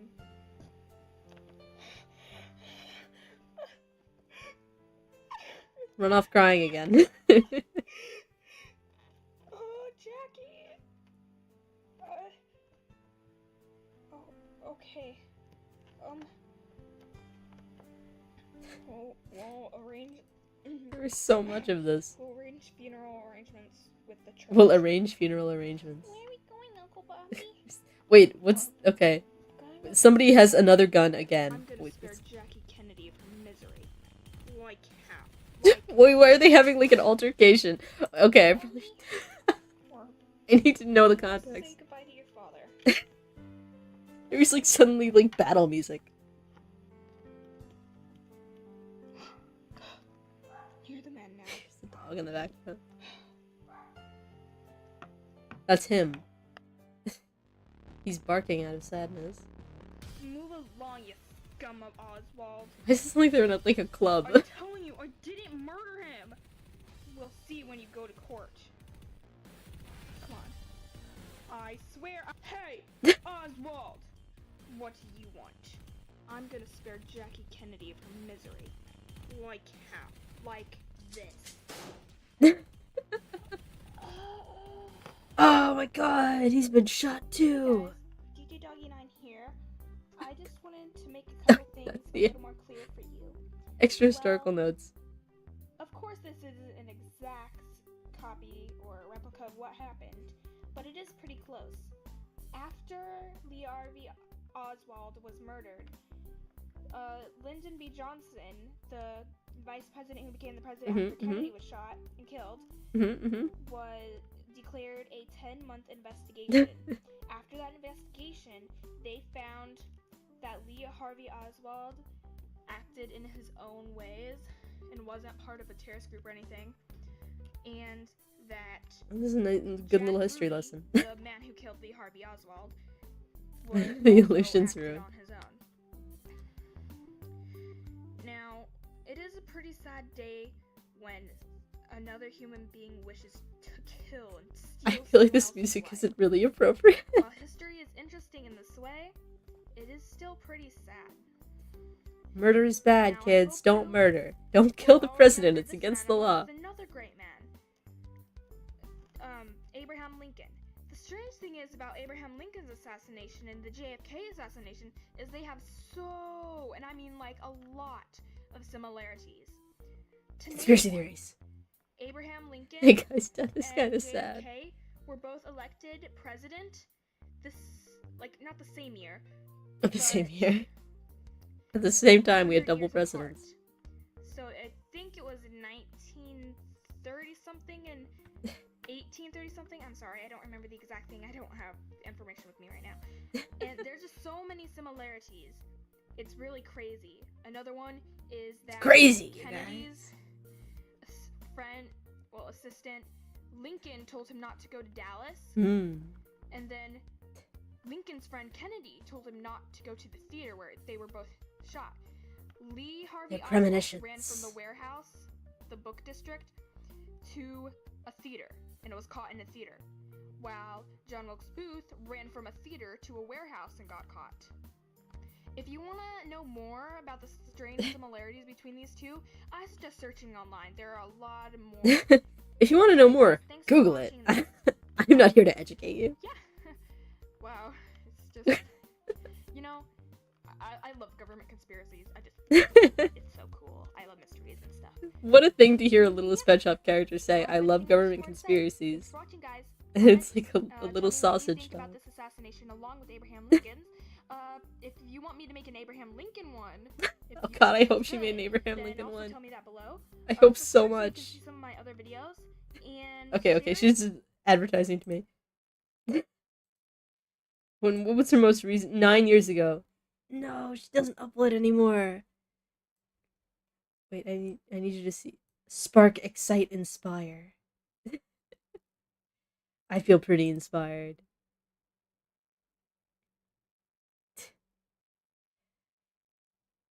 This is amazing. This is incredible. I can't imagine having a YouTube channel where I did Littlest Pet Shop, like, fan fiction videos for like multiple years.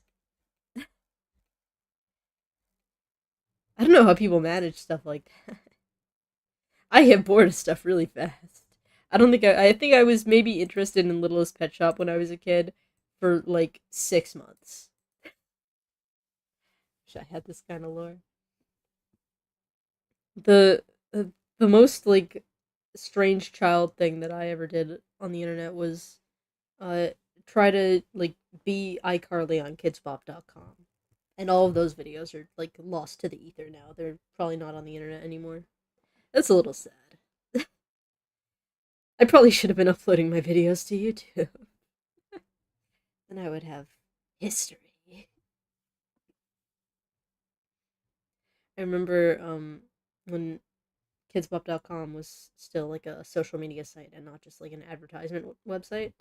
Um Me and my sister both had accounts and we thought that we were like really funny and quirky and interesting, so we wanted to try making like video series on there.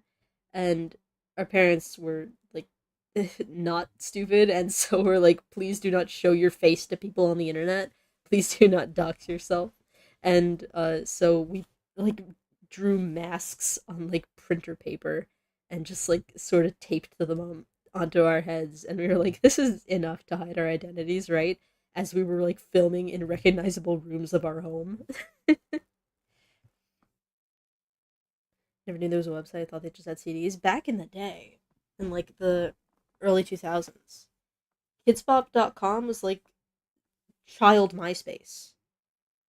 It's really sad that it's like completely gone forever now, because I used that website for so long and then I like forgot about it for a couple of years. And then when I checked again, everything was like totally wiped and it was just an advertisement. It was really upsetting. Because I uploaded a lot of stuff on there. That was like, it was a very specific era of the internet. Everybody was making Sonic Recolor OCs. I remember that was like a really big subculture within Kids Bop. Nobody on the Kids Bop website ever talked about Kids Bop. There was like zero Kids Bop related conversation on the Kids Bop website, which is probably why they shut it down. Basically, all I remember was that everybody was making Sonic Recolor OCs and they were drawing over screenshots from Sonic X. And so, like, because I was exposed to all of this Sonic material, I became like a Sonic kid for a little while never having played any Sonic game ever. I just read the Archie Sonic comics and watched Sonic X, and that was my only information that I had. Hopefully no bad things happen on there. I mean, you would hope, but we can never know for sure now, can we? I do remember though there was like a lot of stuff that you could do on the website. People could set up like contests, and you would like make content to submit to said contests. Like people would like make animations and upload them on there. You could upload art. Uh, there was like a big thing because like little girls love singing and love being musicians. So basically, every other contest on there was a singing contest, and if you went into like the like list of submissions, it was all just like 8-year-old girls like singing a cappella like into like a horrible built-in computer mic. It was glorious. It was good times. Have you played any Sonic since then? I have not. I'm a fake fan. One time I was at uh like a actually my story earlier where our family friend lost all their luggage. Well, on that trip, we were at sort of like a resort thing. On that trip, they had an arcade room, and they had TVs with like video games in them. And the two video games that I remember them having were Viva Pinata and Sonic 06. And so I spent many an hour on that trip trying and failing miserably to play Sonic 06. And that's the only Sonic game I've ever played. I I don't think I ever even left the like hub area. There's a spot where you have to like have a certain ability and you have to like uh, sort of magnetize yourself across a row of rings over like water to get to the portal into like an actual world stage. And I didn't know there was like they didn't have a manual or anything. They just had the game running like constantly. So I saw the like opening cutscene and then just like was dropped into the overworld and didn't know that you could purchase things at shops. So I just sort of ran around on top of the buildings, never purchased the item that you need to hook across the coins, and tried and failed like 5 or 6 times to somehow magically jump the gap and then gave up. And because it was just like the game was just sitting there, like running constantly, and like you could just walk in anytime and play it, you never knew what point at a game you were in because people would walk in, they would play for a little while, they would get bored and they would walk out. The game would just still be on, like idling in whatever spot you were in. Uh, so like every time you went in, the game was in a different place. Like you never knew what was going on. So a couple of times somebody had like stopped the game like in an actual stage and just left Sonic standing there. And I didn't know how to play the game because I didn't have any of the context of the rest of the game. So I just sort of walked Sonic around a little bit and then left. Poor Sonic is trapped in limbo forever. I think that like every day or like at a set time probably they would like reset the game back to the beginning somehow because I do recall several times walking into there and like the opening cutscene was playing. It was meant to go fast, forced to stand still. That's like a very vivid childhood memory to me is playing Sonic 06 for like 30 seconds at a time, getting confused and going home. Not going home, but like going back to wherever my parents were sitting and sitting with them and being like, oh, I wish I could play Sonic.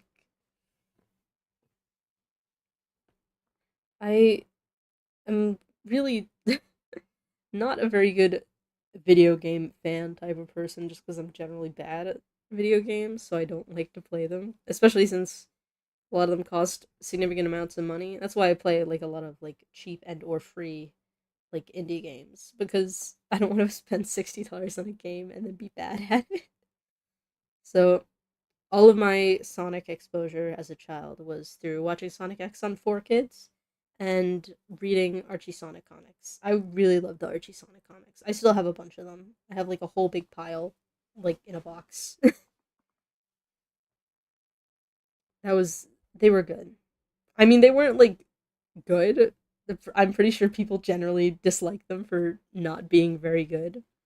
But I do still like think about the Archie Sonic comics and like the plot and the characters on occasion. Like a thing will pop into my brain and I'll be like, ah, I remember my youth. Wish I played the OG Sonic games. I only played the bad ones, the Wii games. I had a Wii. I don't know why I never convinced my parents to buy me a Sonic game. Because at the time that I had a Wii, I was also into Sonic. Maybe there just like weren't any out at the time, or I never got the opportunity to see an advertisement for any of them. So I did not know up until like I don't know, relatively recently that there were even Wii Sonic games at all.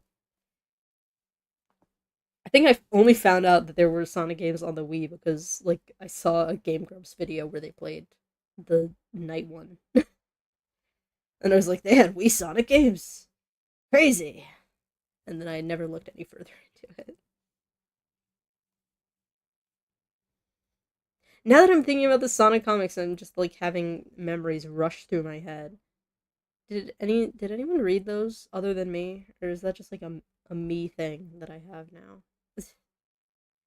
For some reason, the thing that I remember the most, whenever I think about Archie Sonic comic, I think of Vertical and Horizontal, which were like one-off characters. Like Sonic was in some sort of like weird dream zone place, and there were like these two human men that were like they could walk on the walls on the ceiling, thus horizontal and vertical, and they would just like appear like standing off the edges of the comic panels and like they were just bullying Sonic. They were just making fun of him for being a stupid rube that has to follow the laws of physics.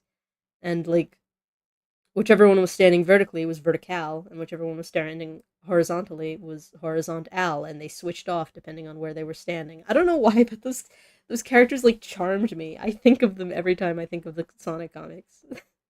I don't think about any of the characters that like are actually Sonic characters. I'm just like those two human men were really funny. I went Sonic comic as a kid. I didn't really have any context, but I liked it. They were like very goofy, but when you're a kid, you like goofy. I want to look up those characters now. I need to like show you a picture of them. It's very important that you see my boys horizontal and vertical.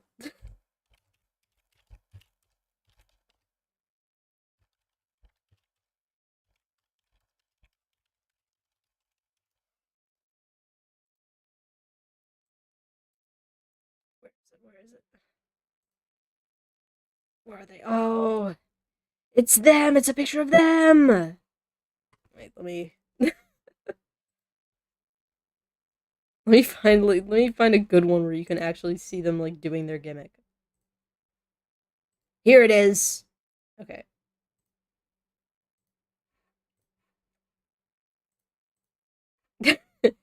Little cartoon Sonic in the corner. Okay, wait, I need to like move the window around because it doesn't not working properly. What did I just small-in? I'm just like touching random things on my screen. Okay. Very important that you see these. Here they are! These two men live rent-free in my brain. I don't know why. I don't understand it. But I remember them so much. Just a couple of goofy bros. Just a couple of silly little guys. I really liked that comic. I think that's probably the one that I read the most out of all the Sonic comics that I reread this one. I don't know why I was so charmed by these men. I kind of want to see if I can find just like the whole actual comic. There's like no pictures on Google image search of these guys. There's not even like more than a page. It looks like they brought them back in like slightly more recent ones because I'm seeing them with like they look squishier and more shaded. There are no pictures of them on Google Images. I looked up horizontal and vertical Sonic comic characters. There's like 4 images of them on this page. I was such a Sonic comic kid. I think for a little while I didn't even know that they were video games. I thought that he was just a comic book character.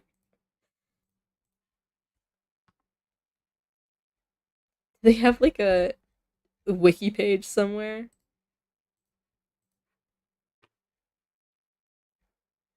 Oh god. Fandom.com. Yeah, just shower me in ads. I love ads. They only have like what looks like more recent drawings of them. Where's the comic? They have a page from their debut. Like a slightly bigger image of the one that I just showed you, like with more of the panels. Yeah, zoom right into the part that I already showed. There's so many things on my screen right now that I have to like contend with.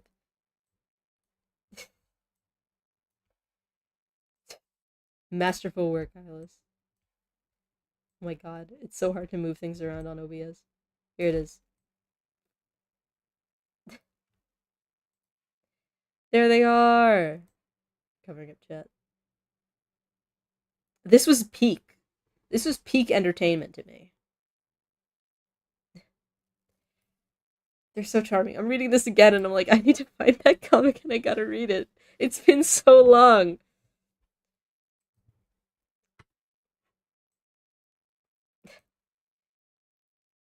Then they like you don't see it in this page because they don't switch off. But like the entire time in this comic that like every time basically every page they like switch orientation and then they Sonic like calls one of them by name and they're like, no, you got the wrong guy. I'm Al now and I'm Cal. Dude, idiot, keep up. The character's made for a single gag Pretty much, I think. If I remember correctly, they were just like inhabitants of some kind of weird, like trippy zone that Sonic got put in. Let me read their wiki page real quick. Let's see. Apparently, there's robot versions of them. I was not there for that. Those are different characters. They look weird, and I don't like them. Okay, let's see. Vertical and Horizontal are a pair of mysterious extra-dimensional beings from Sonic the Hedgehog comics published by Archie. They are zone imps, living in their home zone, Unknown Zone. They possess nigh omnipotent godlike powers, capable of creating laws of physics, warping reality, and generally causing chaos. They are neutral and show no interest in joining Sonic's side in the war against Robotnik. Apparently they show up a couple of times. It says in the first eras of the comic, they are shown as fun-loving tricksters, occasionally showing up to mess around or help Sonic. But after the Endgame arc, Avengers Endgame, featuring Sonic, Ultimate Annihilator, created by Robotnik Prime, blew up, destroying their zone on a subatomic level. Once they regenerated, they evolved into far more menacing and huge robotic forms of themselves. I wasn't around for that. That was after my time. Developing mutual mistrust and blaming each other for allowing the destruction of their home. And then they fight Sonic and Tails, or whatever. That's not important to me. I care about the charming little cartoon men. Power Skill Pros of the Sonic fandom.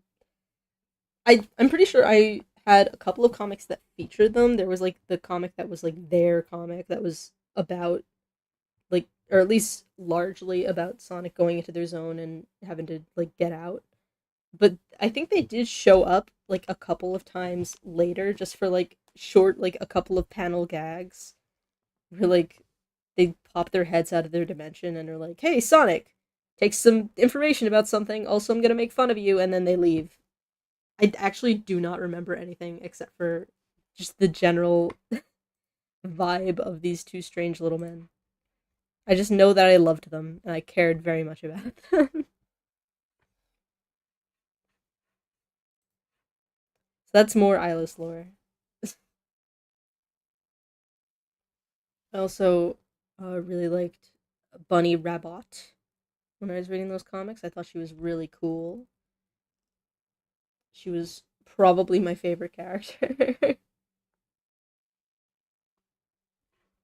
I think she still exists in the comics, but I'm sure they've changed her significantly. Every time I look at like the really new Sonic comics, I'm like, this is not my beautiful Sonic. Which makes sense because they're done by like completely different companies now. And the Archie comics were like very silly goofy. But they're the ones that I read as a child, so they feel more correct. Now Google knows that I'm looking for Sonic characters because I just typed in the word bun and it was like Bunny Rabbit. Does she look weird now? There's art of her with big boobs. Of course, immediately. Because she's a rabbit character. Furries love those. Bunny de Coulette. She married Antoine. I almost forgot about that. I liked Antoine too. I found out later that a bunch of people didn't like Antoine. I thought he was cool. Not like cool, but like a good character. I thought he was funny and interesting and I liked him.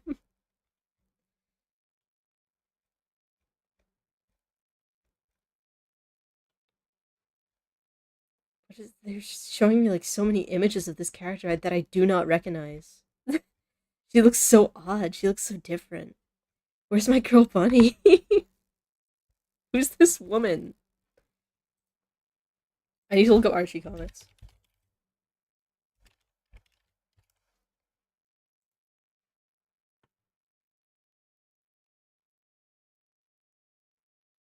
A lot of these look like weird to me. These do not look correct. I think because like there was probably an art style change at some point, and I remember like the really old one.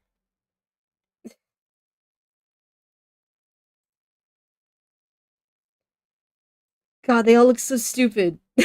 They all look so dumb. And like this really like old art. Now that I'm like looking at it again, they look really silly. They're so cartoon. I'm used to seeing more recently. Oh, there's a picture of her. There's a picture of my girl. turn on my window capture again. There's my girlfriend. There's my girlfriend Bunny. Let me scooch. There she is.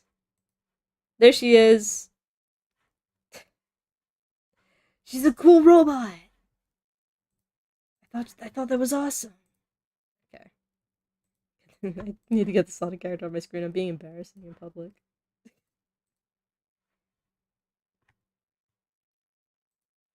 Yeah, her lore is that she got like stuck in one of the roboticizers or whatever, and then Sonic like pulled her out part way through, and so she got a little bit robot, but not all the way. So like it got like her limbs, but it didn't get her brain. So then she used her cool robot powers to fight Robotnik. I really do not remember a lot about those comics. I kind of feel like bad. I spent so much time as a child reading them, and then all the information left my brain. Now I feel as though I should like reread some of them. But I kind of don't want to because I'm sure that they'll be worse. I'm sure that they won't be as fun as I remember them being. I've grown up. I'm mature now. I scrolled down an extra half an inch and there's art of her as a pony. As a My Little Pony pony. It looks like they mixed her with Applejack for some reason. There's 2 pictures of her with Applejack, but Applejack is a robot. A little bit. Wait, I need you to see this. This is weird. This is strange.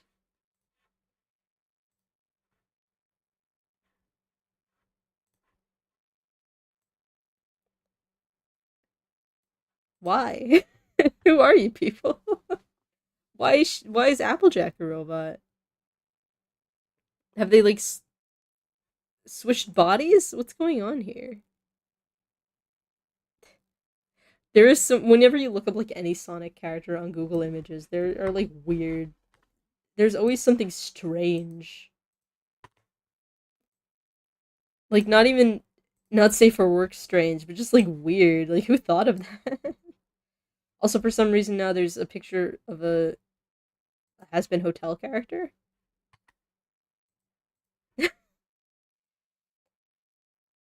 Why is Coco giving me like weird unrelated search? I scroll down to the bottom of the page and now it says Archie Comics Sonic Fanon Wiki.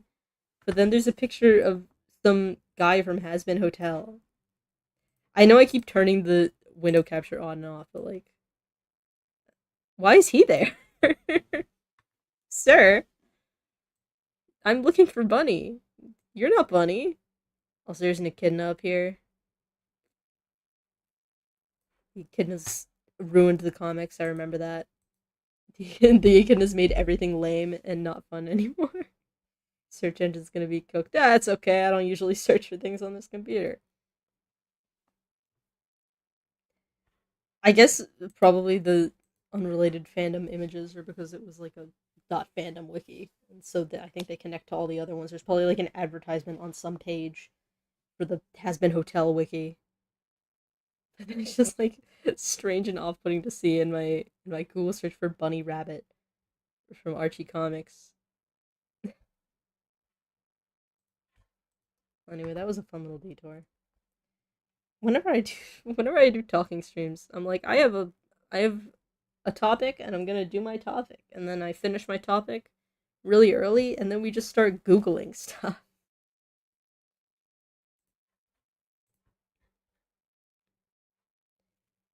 There's a picture of Pink Knuckles. Whenever I see a picture of Knuckles the Echidna, I think of like this Tumblr post I saw once where somebody was like trying to look for like they were trying to draw a hand and they were trying to look for references for like the knuckles of the hand, and every variation of the word knuckles that they put into Google search was just give them pictures of Knuckles the Echidna. 20 minutes in, you said you ran out of topics. I ran out of actual topics that I actually wanted to talk about, and then I just had to start rambling whatever popped into my head. But this post was like somebody was like trying to look for reference, and so they typed in like Knuckles to Google search, and it of course gave them pictures of Knuckles the Echidna. So they typed in like Knuckles hand, and then it gave them pictures of like his weird mitten hands, and then they typed in human hand Knuckles, and it just gave them pictures of like humanized Knuckles. It was like impossible for them to find a picture of a hand. That poor guy. I wonder if I probably can't do it now because I've been searching for Sonic comic characters. If I open up like an incognito window and I search Knuckles, what'll it give me? Of course, yeah, it gives me Knuckles. Television miniseries? They made a television miniseries about Knuckles? It's a 6.1 out of 10 on IMDb, so it mustn't be incredible. Why is that? I have not watched any of the Sonic movies. Every time I learn anything about what happened in the live-action Sonic movies, I am further baffled by the live-action Sonic movies. But yes, if you look up Knuckles the Echidna, if you look up Knuckles, it gives you the Echidna.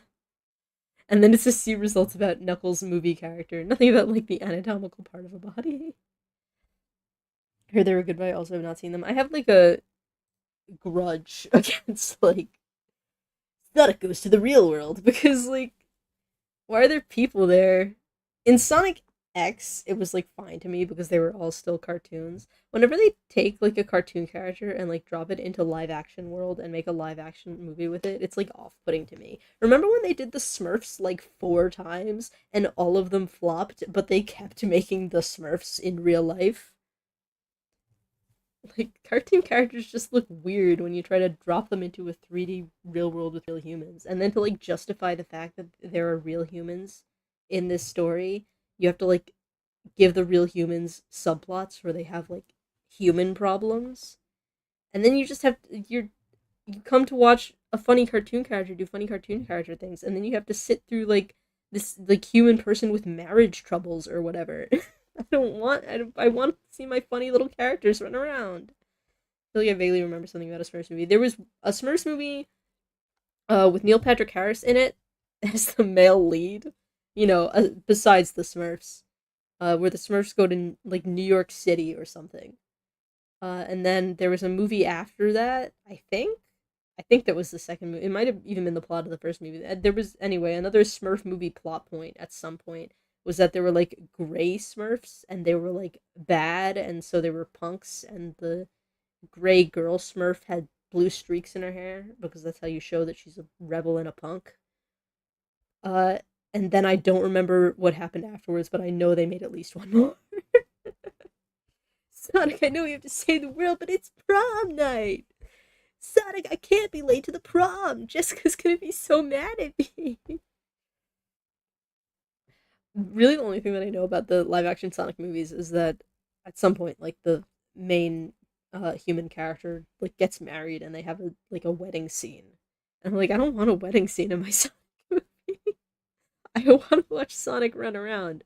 Why do I have to watch these humans getting married in, like, a church? This has nothing to do with Sonic.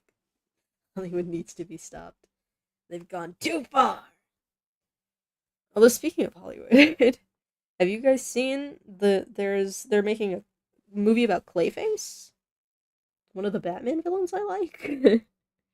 I saw a trailer that just came out a couple days ago, question mark, for Clayface, the movie. I might have to watch it. Maybe not in the theaters, because theaters cost a lot of money, but, like, maybe some other way. But I am a little intrigued by it. I've not seen that. I don't think I should play that on the stream, just because I don't know if YouTube is, like, watching me, but I would prefer not to get a copyright strike if I can help it. But it's, like, a minute long, and it's just, like, cool flashes of, like, scenes. But like a teaser trailer. Like, it doesn't. There's nobody speaks in it at all. But it's got actor man gets his face, like, scratched off somehow, and he's, like, in a bed, like, with his face all bandaged up and gross. And he's, like, having flashbacks to his life, and then I guess he takes a medicine that fixes him, and then he starts turning into Clayface, and then he does violence upon people as Clayface. The last shot of the trailer was like the coolest part, though. Well, uh, there was also another cool part just because it made me have a little bit of hope for like the general vibe of the movie, which is like it shows his silhouette. Presumably, he's getting into some kind of fight, and you see a shadow on a wall, and he is turning his entire arm into a big spiky club. So they appear to like not be afraid of being comic book about it, which I appreciate.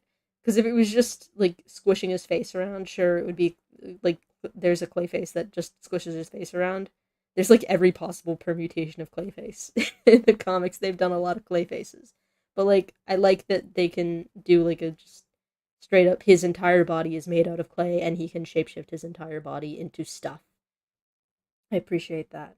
But the last shot is cool because it's just like him laying down or whatever, looking sad because he's been clay faced, and his face looks normal. But then he like wipes his hand down his face, and his face turns to mush, like it just disappears and becomes like squished. And I thought that was cool. Hopefully, it turns out decent. Yeah, I'm hoping. I did mostly like the Batman, even though the Riddler in it did not really feel like the Riddler. I still appreciated that they even in name put my boy in a movie and like made him actually threatening. I love my boy. So I think I don't know like who's actually making the movie because I don't pay attention to those kinds of things. But if the guy who did The Batman is working on it in some capacity, I'm gonna hope it's gonna be good. The Batman was generally pretty cool. I liked it. Uh, I actually did read a book, a Batman novel recently. When I was going on the plane to my trips, you were bringing back the theme. I downloaded some books on my library app, and one of them was a sequel, like novel to the Tim Burton Batman movies. There's two of them, and the second one is on hold right now for me, for whenever the person currently reading it finishes it. But I was reading this novel, and it was largely about Clayface, and it was actually quite fun. I'm not like a good judge of literature, but I finished the book, and I finished it at a brisk pace, and I liked the story. And the one after it is about the Riddler. There's a big question mark on the cover. So I'm excited to read it in like 2 weeks when the person currently reading it finishes, hopefully, if they don't like extend their lend of the book. There's only one copy of the book in the entire library system. That's whack. Also, apparently the books were like written very recently. Like I could be wrong, but I was looking on the internet for Batman stuff. I wanted to read some comics, so I was looking for like suggestions, and I found something where somebody was like, "Oh, it's not a comic, but there are books that are sequels to these Batman movies, and they're pretty interesting." And so somebody suggested that, and I was like, "Oh, books! I haven't read like a real book really in a while." So I was like, I'll try reading a book because I go through comics too fast to really read them on a plane, and I can only take out 3 books from the library at once. So, um, I just found that, and I was like, oh, this is like a sequel to like a movie that came out in the late 80s. So it was probably written sometime in the 90s. And then on the library book app, it says release date 2025. And I was like, is that just like for the digital edition or something? Or is that the actual book? And I didn't actually check. So now I feel like I should check. If those were written in 2025, that's wild. They like sat on the idea of that for that long. Spawn camp that book. I am spawn camping. The library allows you to put a hold on books if somebody has them taken out. So when I first got the hold on the book, there were 2 people in front of me in line. Now I'm the first in line for when the current reader finishes it, and then I can read my Riddler book. Okay, what? I actually forget what the book was called. I just finished it like I don't know, like 4 days ago, and I completely forget what it was called. Where's my list of books I have taken out? Batman Resurrection by John Jackson Miller. Let me Google that real quick. Batman Resurrection novel by John Jackson Miller. Thank you, Google. Very convenient. Okay. It was released October 15th, 2024. That's crazy. That's wild. That's so long. It's so long between the inspiration for the book and the book. I wouldn't think that somebody would like, I don't know, how does it work? Commission? Does DC commission novel authors? I wouldn't think that they would ask somebody to write a book about an 80s movie in 2024.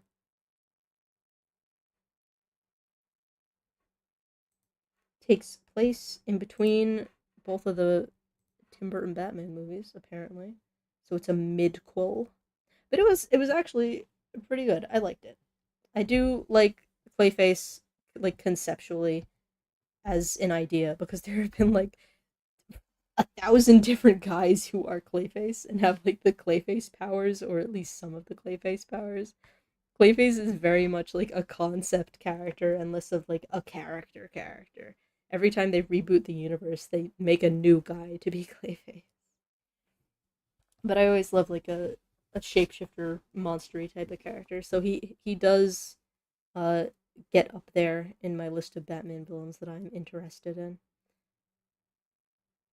But I am a little more excited to read the second book. It's got my boyfriend in it. I'm actually, since I was reading that, the Batman novel, I was actually thinking about this, forgive me for being cringe on the internet, but this fan fiction that I read, that was about the Riddler as like a private detective, because there was a point in the comics where he tried to be good, and so he was a private investigator, and then did that for a little while and then became evil again. But like, somebody that I followed on Tumblr for art started like co-writing with somebody else a fan fiction about like the Riddler as a private investigator, and it was like really good. I really liked it, and it was really fun to read. And they would like draw really good art for it on their Tumblr, and so I got 2 medias to look at, and they stopped writing it. And it's like it wasn't, they left it unfinished, and I'm still really sad about it. And like, I saved like the link to it, and every once in a while I would like go back and see, hey, maybe they've like uploaded a new chapter or whatever. And every time I check, they haven't, and it hasn't been updated at this point in like 4 years. And I hate that it's been that long. I feel like it should not have been that long ago. I think about it every once in a while, and I like sigh wistfully because I want to know where the story was gonna go. But I like tried to also like look up the person on Tumblr, and I think either I've completely forgotten their username somehow, or like they changed it. Because when I tried to look them up, I like couldn't find their blog anymore. Dust in the Wind, my private investigator Riddler story. Oh well. Hate to see it happen. I don't have so many fictional boyfriends and girlfriends. I'm not like I ship myself with this cartoon character. When I say like this is my boyfriend or this is my girlfriend, I'm just like using it as shorthand for I really like this character very much. I would not want to date the Riddler in real life. The Riddler would suck to date. I would not be able to stand him. He's fun as a silly little evil character, but he's definitely not boyfriend material. I don't know why I started using like boyfriend girlfriend as shorthand for character I really like. I guess I just thought it was funny at some point, and then it just became a part of my lingo, and now I can't stop. I remember one time I said I was in a Discord server with some people, and we were talking about like some fictional character, and I was like, fictional character is my boyfriend, and they started like acting weird about it, like they thought I was actually in love with this character, and I had to clarify. I know I don't actually think that I'm like dating this character in the astral plane. I promise. I just like them. I just think they're cool. Every conversation being a riddle would get very tiring. Also, he's like a huge narcissist psychopath. But him being annoying is probably worse. Every once in a while, I just like get the urge to consume as much content as humanly possible about character I really like, and I often end up like completely running out, like way before I want to be done being obsessed with my character that I like. So like, it's really hard to find stuff that I want to like read or watch that perfectly aligns with my very specific set of tastes. If I'm like looking for fan fiction stuff on a fan fiction website, I had so many like negative tags and like remove this and take this word out of it. I like narrow down my search so much that there's like nothing left. And I'm like, where did all the media go? And it's like, you're too picky, idiot. Read something you don't like for once. I'm always like, every time I have like a Google Doc that I just put all of my minuses for if I'm looking for something to read on like Archive of Our Own. I have a Google Doc that's like legitimately like a page and a half long of all of the things that I have minused out, like authors that I think are annoying, authors with like styles that I hate, tags that I think are annoying, and just like a whole bunch of minuses, and I just copy pasted it because I don't feel like typing in all that stuff every single time. It's convenient, it's efficient. It's so hard to look at a fanfiction website and sift through all of the like character slash reader of this fanfiction stuff. Get get it out of here. I don't want to be there. I don't want to deal with all that. I want to read about a character. Don't insert me in here. It's like extra sad if you go to something and you type in like minus reader and like minus like original female character.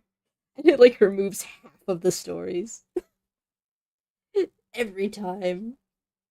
People just cannot be normal about their favorite characters. They have to write a fan fiction where they kiss. I want people to write about the characters that I like getting into horrible situations and suffering and growing as people. And then everybody's like, but what if I was their girlfriend? And I'm like, no! No girlfriends allowed. No girls allowed. Keep all the girls away. I'm a unicorn for my favorite character. I don't want him ever interacting with a female. Every time we have a conversation, I think it turns back into me complaining about people on the internet doing things that I don't like. I feel like this happens a lot. I feel like last time I did a talking stream, I also at one point like devolved into complaining about fanfiction. There's just not enough stuff for me to read in this world, and books cost money and are hard to find on my library app. I gotta read fanfiction. I need to get my words in somehow. Yes, I'll be a spoon combo again. Stop, stop, stop. We can't. We can't do that. We can't. We simply cannot. Now I'm gonna be thinking about it. So mean to me. This is like, I'm sorry, but it's the rules now that I thought about it. I have to say it to you too. We've both lost the game. I saw a billboard when I was on my trip that's just said something something the game, and I was like, no, I've lost. I'm sorry.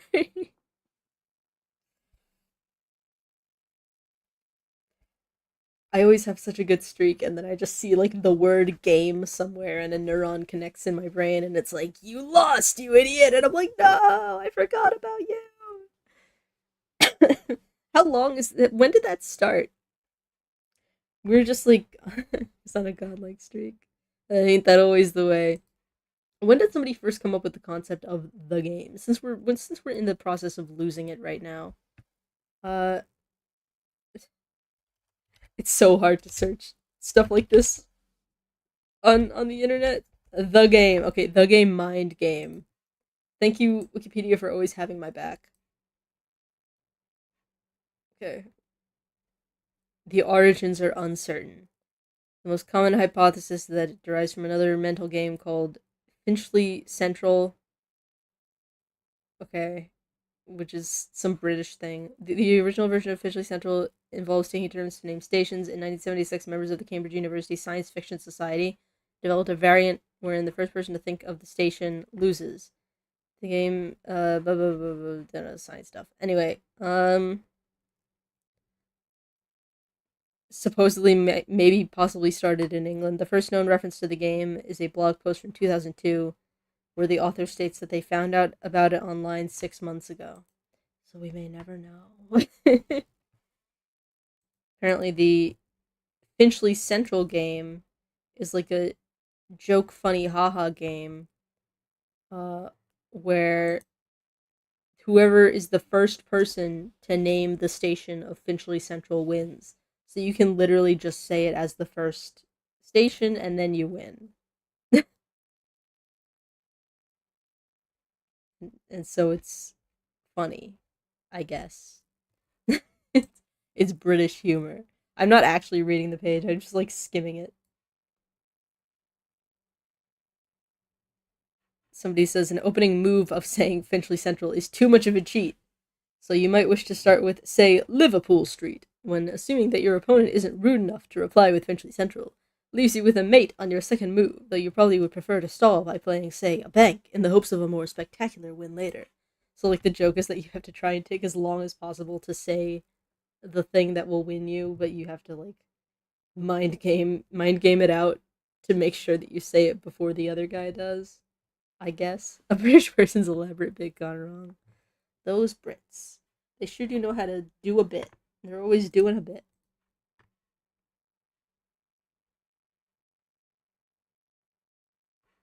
Anyway, well, now we've learned about a possible origin of the game. And now I will stop talking about it. Everybody forget that happened. Cease thinking about it.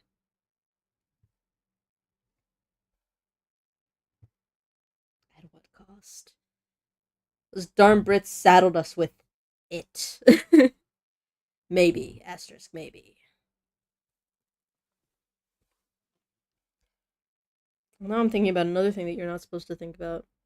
Have you ever seen or read, I guess, um, there's this movie, I actually do not remember the name, but it was a movie starring Emily Osment, who was Hannah's best friend in Hannah Montana, and it was an R.L. Stine story about, like, a monster that you can't think about it or else it becomes real and comes after you. Whenever I have to think about not thinking about things, my brain plays the theme song of that movie, and it's doing it right now, and it's playing in my head, and it's gonna be stuck there. No idea. I'm gonna wait. Let me look up more things. I love Googling. Okay. Don't think about it, R.L. Stine. I guess. The Haunting Hour. Don't think about it. Makes sense. A 2007 American children's horror film based on the children's book of the same name by R.L. Stine. Let's look at the image. That's a really small image. Oh my god, I've done something to my screen. Oh, Jesus. Oh, what happened? OBS got really small. I don't know why it did that. Okay. It's so little. Get over here. The Haunting Hour, don't think about it. There's Emily Osment there in the middle, and then some other people. I think the boy, the blonde boy, was also in Hannah Montana, but I don't remember who he was. But it was like, for some reason at one of my friends' houses, that movie was like always on. Like, I think every time I went over to her house for a period of like 6 months, that movie was on. let's see what the plot of that was, because I really don't remember anything except for Emily Osment was goth. The monster shows up if you think about it, and the theme song. Okay. At a mysterious Halloween store, the main character girl, is sold an old book. She reads the book to her little brother Max, despite the book's warnings not to read it out loud or think about its monster. After the monster comes to life and captures Max, Cassie, main character girl, with help from her friends, must save Max and defeat the monster before their parents return from a Halloween party. I just remember like one scene from that movie where it's like the kid is laying in bed after the book is read to him, and he's like tossing and turning, and he's like, "Don't think about it. Don't think about it. Don't think about it." And then you see like there's like a pile of leaves under his like window, and it starts like moving so as to imply that the monster is like spawning within it. And I don't even remember what happens after that. I just remember that one very specific scene. And I think there's another scene where they're like in some sort of sewer-esque location, and they like the kid is in some sort of monster cocoon because he's been captured by the monster, and they have to like pull him out of the monster cocoon, and there's like a lot of gross special effects goo. Creative Goosebumps was on a roll back then. I loved Goosebumps when I was a kid. I had so many Goosebumps books. I think I've talked about Goosebumps before. One of the books that I remember the most is like Calling All Freaks or something. And it's like a kid. I don't even really remember the plot. I just remember the cover of the book was a bunch of like purple lizard people on like a payphone, and the general idea of the plot was that like this kid tries to pull a prank on some kids that bully him, and he like writes like his phone number somewhere and is like, "Call this phone number if you're a freak," and then the kids who are bullying call his phone number and like reveal to him that they are some sort of like weird reptilian race of people who are called freaks, and they're like, "You're a fellow freak, right? That's why you put your phone number over there." And he's like, "What? I didn't know you were lizard people. I thought you were just bullies." And then I think they like turn him into a lizard person at the end. I don't remember at all. I just remember I really liked the cover. Time to Google something else. Okay.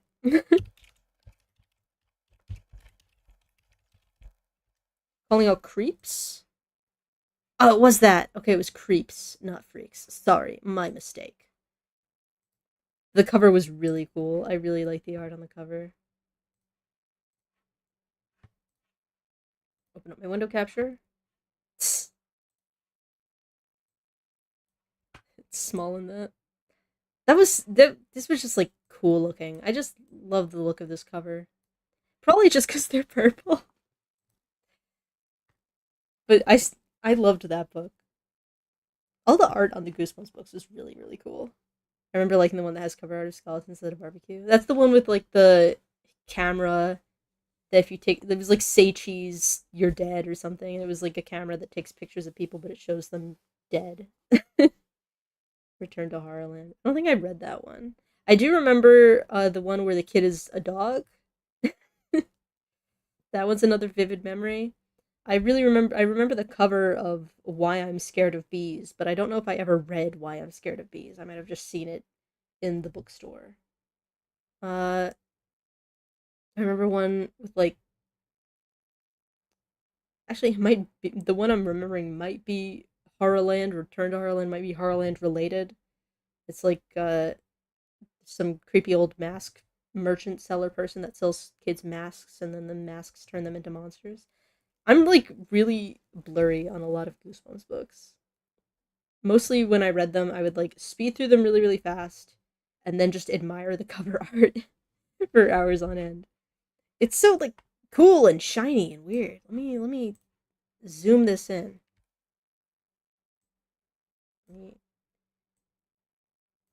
really get in there. Like it's so airbrushed and 90s looking. I love them. Just now, 555 CREEP. That was my favorite one. I used to be really into the Choose Your Own Adventure books, so I remember Goosebumps had a couple of those. I used to like cheat at Choose Your Own Adventure books. I never played them as intended. I would just like read forward and then pick the most optimal choice, and I'd be like, haha, I'm winning. I'm winning the choose your own adventure book. There was a point in time where a lot of stuff had choose your own adventure, like spin-off stuff. Let's see what the Calling All Creeps plot was. Where is it? Goosebumps Wiki? No, that's for the TV episode. What's this? Fandom.com, leave me alone. Get your ads off my screen. I just want to read the plot of Calling All Creeps. The 50th book in the original Goosebumps book series, first published in 1996. Wild. It's crazy how long these books were, like, in print. Because all of the old Goosebumps books were, like, 90s, maybe even 80s for, like, the especially old ones. I don't know when Goosebumps started. Original run July 1992. So he really pumped those out. He really typed really fast on his typewriter.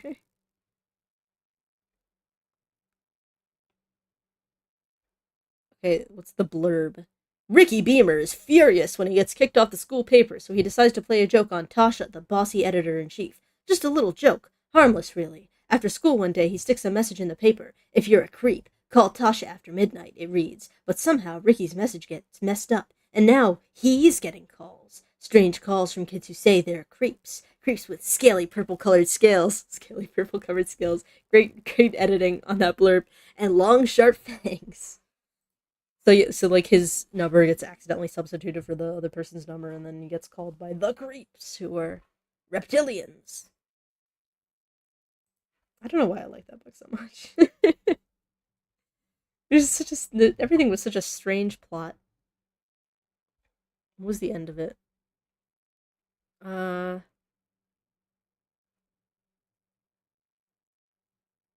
Okay, so it's like they think that he's like a creep commander, and that like they're like some kind of alien-esque creature, and because his number is in the paper and it's like, if you're a creep, call this number, they're like, oh my gosh, he's trying to rally the creeps to like turn everybody into creeps. And so they give him like weird seeds to like put in the school cafeteria food so that everybody will eat them and turn into creeps. But nobody eats the cafeteria food because it's icky. So they get mad at him because nobody turned into creeps. And then what is this? This is such a long plot summary.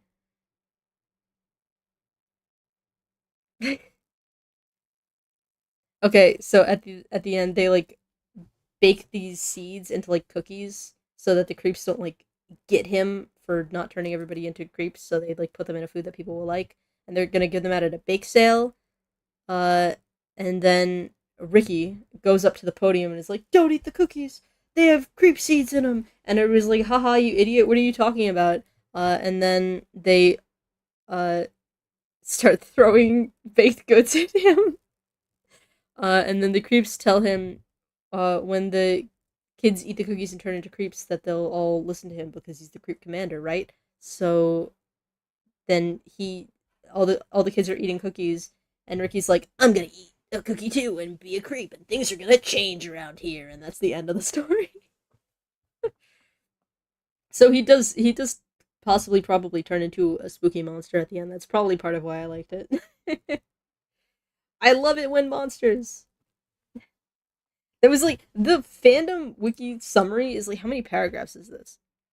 1, 2, 3, 4, 5, 6, 7, 8. This is 9 paragraphs. This is a long plot summary, so I skimmed very much.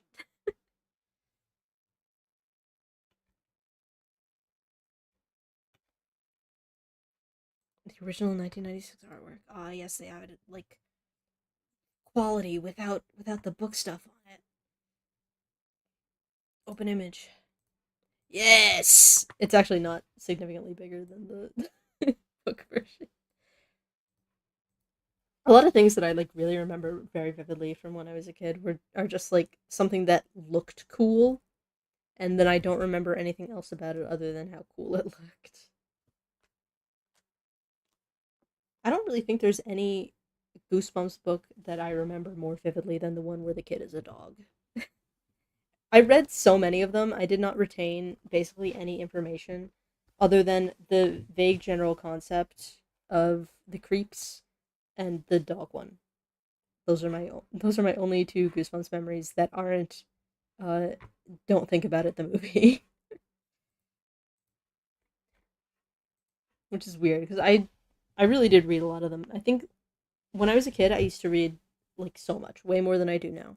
Um Pretty much every other week, sometimes every week, I would tell my mom, please, can we go to the bookstore? And we would go to the bookstore, and I would buy like 2 or 3 books.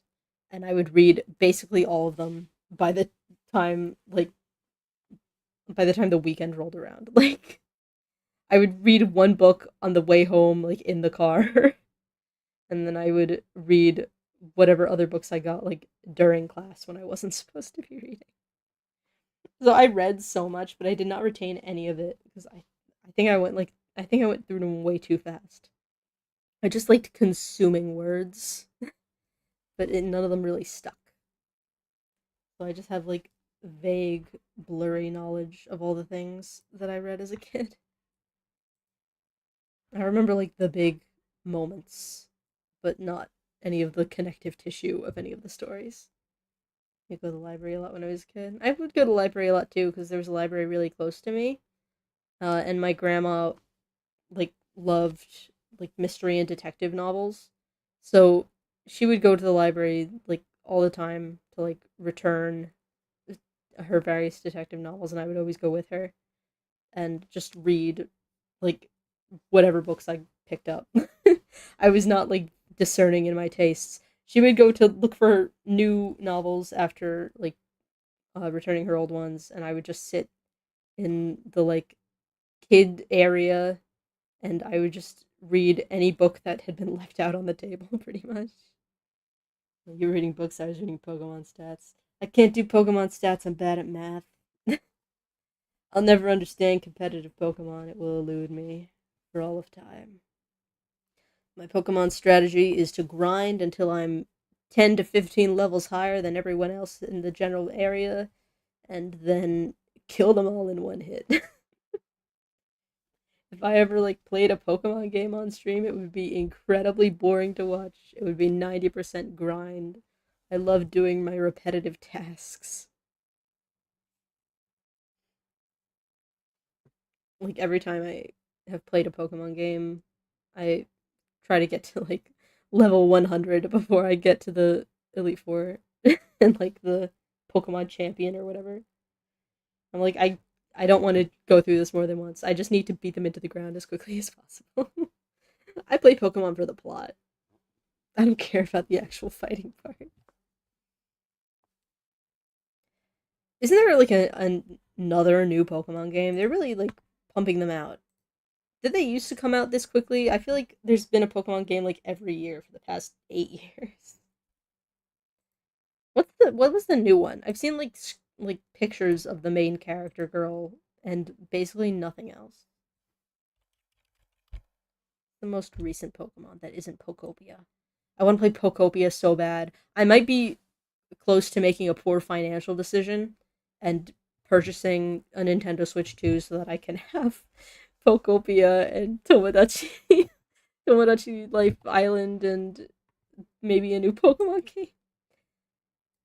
Completely lost track of the new ones. Yeah, I haven't paid attention to the new Pokemon games since Sword and Shield, and by Sword and Shield I mean I noticed when they were coming out, but the last one that I actively cared about at all was Sun and Moon. What is the most recent one? Pokemon.com, please tell me. Please let me know. Pokopia. Okay.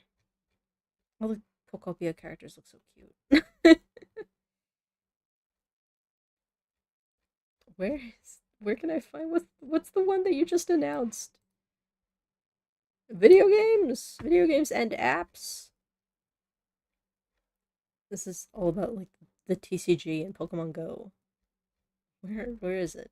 Pokemon Legends ZA. See all video games. There's a lot of stuff to navigate on this website.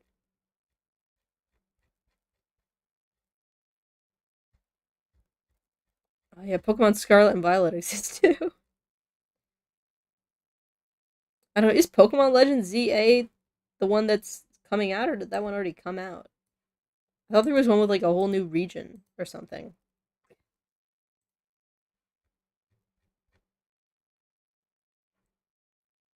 Alright, let me look at like Pokemon game announced. Pokemon Winds and Waves. Okay. Pokemon Winds and Waves. What is this one? What's the lore for this one so far? Winds and Waves will be set in a tropical archipelago region resembling Southeast Asia and will feature a large number of islands with accessible underwater areas. Ooh, that sounds fun. I'm not sure if they'll be able to make it fun because I've heard mixed reviews about the more recent ones on the Switches. But still, going around to islands seems like it could be interesting. Pokemon has chill. There's so much Pokemon. I used to know every Pokemon. I was the master at Pokemon identification. We had a bot in the big Discord server that I used to be in that would send out images of Pokemon, and you could type in the name of the Pokemon to catch it. And I was so good at it, I helped other people. They would see a Pokemon that they liked, but they wouldn't be able to remember the name, and I would tell them the name in DMs or whatever, and then they would be able to catch the Pokemon. I'm pretty sure at some point I had like a role tag that said Pokemon Master. But around the time of Pokemon Sword and Shield, I just could not keep up with all the names anymore. I remembered all the way up to Sun and Moon. I remembered everyone. After that, I lost it because I was no longer actively playing them. So I made a supposedly very high quality hack of Pokemon Crystal that is set in the Orange Islands, like from the TV series. Interesting. Aren't, like, when you play a Pokemon hack, is it like, do you have to actually your Pokemon game? Like, is there something that you do on the console, or are they all just emulators? I would assume they're all probably just emulators.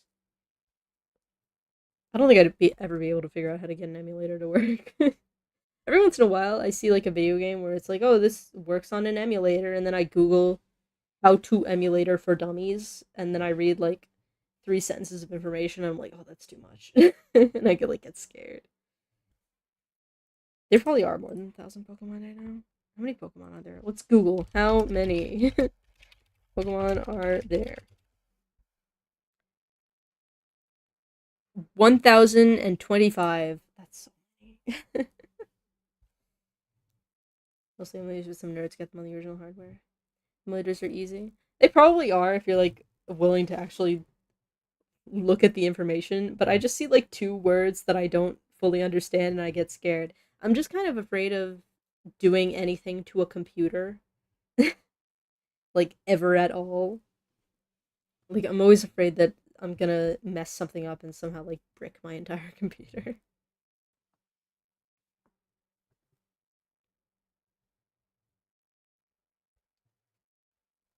But I am still really thinking about wasting a whole bunch of money on Nintendo Switch stuff. Every time I think about it, I feel like I'm gonna get hives, but I really do want to play Tomodachi Life so bad. I've been living vicariously through Germa and Vinny Vinesauce and also Joel, and I'm like just obsessively watching all of their like Tomodachi Life VODs, and I'm like, I want to make a me so bad. I used to play the original Tomodachi Life on the 3DS like a lot, and I think at some point, like my 3DS died or like I lost some cartridges or whatever because I stopped playing it. Was it on the regular DS or was it on 3DS? I don't remember. It was on one of the DSs. When the program click loads, select the game file and it starts running. I might like one day like get up the courage. But it's just every time I look up stuff like that, I feel like I'm like the police are gonna come for me. I like Google the word emulator and I'm like, do I hear sirens outside? Some things I just get very paranoid about. Ever play Metopia? I have not. I do remember when a lot of people were playing Metopia and making like crazy, ridiculously detailed Miis that didn't even look like Miis anymore. But I never actually played it. I just know that I guess your Miis are basically doing like a JRPG activity of some kind. Mostly I just saw images of people being like, look at my cool me! Or like funny pictures where they're like, look at my cool me is doing a funny activity. But I never actually purchased and played the game. I usually, for like actual games on consoles, I am very wary about purchasing them because they cost so much money. And I feel like every time I've gotten like a new console or handheld thing, every time I like finally get up the courage to be like, I'm gonna get it. I get it. I get like one game, and then 2 months later they announce the new console and all its new games, and I'm like, no. And then the cycle begins again. It's a problem. I remember I got a Wii U for Christmas at like the end of the Wii U lifespan. Like I whenever Splatoon came out, I spent a bunch of time consuming Splatoon content on the internet, and then finally, eventually, was like, uh, "Mommy and Daddy, can I have a Wii U and Splatoon for Christmas?" And then I got Wii U and Splatoon for Christmas, and I played Splatoon for a while, and then Splatoon was dead, and they announced the second one. And it was the only game I ever had on the Wii U, and the Wii U was wasted because once they like turned off the servers or whatever for Splatoon, I couldn't play it anymore. So it was just a squandered console. So I can't play like multiplayer games because once they decide that they're gonna make a new one and they close down the servers, it's gone forever, and the game is basically just a really expensive hunk of plastic. So I've been burned before. But since a bunch of stuff came out very recently on the Switch too, I may have to bite the bullet and be a consumer, a good little Nintendo consumer, and buy some things because I really do want to play them. They look like a lot of fun. Everybody's playing the funny, silly, creative me game, and I really want it so bad. I do have a couple of like big money gift cards, because like every year around Christmas, my boss will give all the administrative assistants like big gift cards. It's sort of like a Christmas bonus equivalent or whatever. Uh, and so I've saved them up because I don't generally buy a lot of stuff, and like gift cards don't work on the internet. So I might just have to walk into a GameStop and just hand them three $100 gift cards and be like, "Please give me a Switch 2." I don't know why everything is so expensive. Every time I talk about buying literally anything ever, I complain about how expensive it is, but it's so much.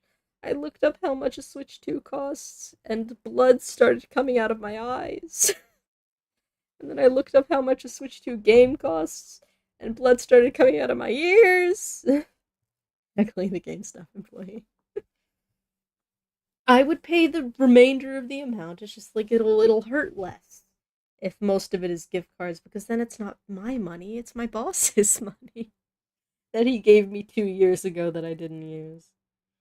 Although I did actually use one of the gift cards to purchase my dress that I wore to my cousin's wedding, because fancy clothes also are very expensive. Crazy, who would have thought? A dress that I will never wear again. And I am one gift card down. But at least I got it in Macy's and not like an actually expensive upscale store. My sister has it figured out. She got some sort of like clothing like rental business that she rents clothes from. Every time we go on like an excursion somewhere, she has a bunch of like cute clothes, and I'm like, when did you buy all these clothes? And she's like, I rented them. And I'm like, aren't you afraid of getting dirt on those? If I rented an item of clothing, I would be too scared to wear it. What if they yell at you for getting like specks on it? And she'll buy like, well, not buy, she'll rent like white shirts and then like wear them when we go out to dinner. And I'm like, aren't you afraid of sauce? It's not something I've heard of before. I think it's like a relatively recent invention. I mean, not like crazily so, but one of our older cousins had used it for like a couple of years, and then my sister got like whatever information from her and started using it like a year or so ago. And just the other day, I saw an advertisement on the television for the app or whatever that they use for it. So like I think it started out as like sort of a small thing, and now they're making enough money to put ads on TV. So perhaps you'll hear about it from the women in your life sooner or later. But I would be like very afraid of renting clothing because I feel like I would ruin it somehow. Like I assume that what they do is that if you mess the clothes up, you have to like pay a fine, and that's how they make their money. Because I can't imagine they would make money any other way. Um, but just the fear of getting in trouble with a company. What if they delete your account because you weren't good enough at keeping their clothes nice? Apparently, you can like if they don't fit, you can just send them back and get a new one. I don't understand the business model, but I don't understand business in general. So there's probably some like very obvious way that they make lots of money off this, and I just don't get it because I'm bad at math and finance. I've never taken a business class in my life. But I mean, they got some nice stuff. I would kind of be upset if I got something that I really liked and then I couldn't keep it. And most of what I wear is just like I wear a t-shirt and jean and sneaker. I have a very limited wardrobe. So I don't think I would be able to find any like fancy girl clothes on the fancy girl clothes app that I would actually want to have. Perhaps rental stores are back on the rise. Maybe. I guess in some ways it would be cheaper than buying. At least buying some of the stuff they rent, because they've thrown around some brand names that are kind of scary to me and said, I rented this. And I'm like, you're allowed? They let you do that? But I have to actually purchase my clothing to own forever like a rube. I need somebody to invite me to like 6 fancy parties so I can wear all the fancy dresses that I own and wore once for like a nice event. I still own the dress that I wore to my middle school prom, and I'm pretty sure it still fits. So, like, if I wanted to, I could. It's been long enough, I could wear that to something, and people would be none the wiser unless they saw my embarrassing middle school prom photo. And then they would say, wow, was this taken last week? You look exactly the same. I like stopped growing entirely in about 7th grade, I think. So because I do still own a pair of Heelys that fit from around that general time period, actually probably earlier, and I I'm pretty sure I still fit in my 8th grade prom dress. It's a problem. I'm I'm like a child. The curse of being a woman, I guess. Um, not this most recent time that I went on a plane, but a little while ago I went on a plane, and the TSA agent thought that I was 12. 'Cause we were like talking about how are we supposed to take off our shoes? They always change the rules on you so that they have an excuse to yell at you. So me and my mom were like, "Oh, should we take off our shoes?" And the guy was like, "Oh, if you're 12 and under, you don't have to." And I was like, "Oh, I'm in my 20s." And he was like, sorry." And I was like, "It's okay." And then I took off my shoes. I should have just pretended that I was 12 and just not taken off the shoes.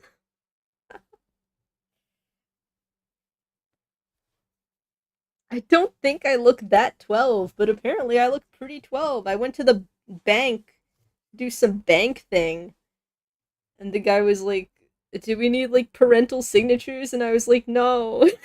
He was like, "If you're 16 or less, you need some sort of like parental thing." And I was like, "I'm not."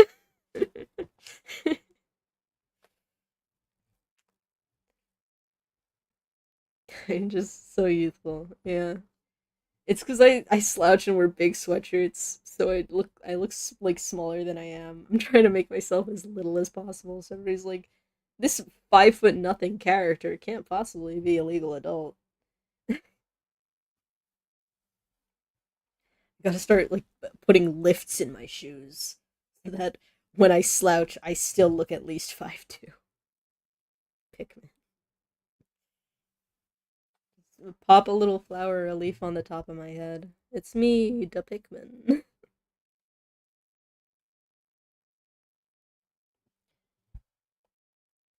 Yeah, I have often been mistaken for like 10 years younger than I actually am, which I guess will be good when I'm like 50. People will still think I'm generally young. But basically, my whole life, people have been assuming that I'm a lot younger than I am. Because even when I was in middle school and I would go to like pick up my sister from her school, she's 2 years younger than me.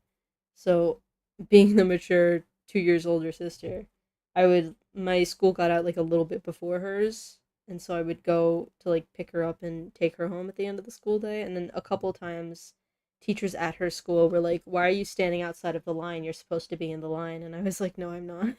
I go to the school down the street. I'm not from here.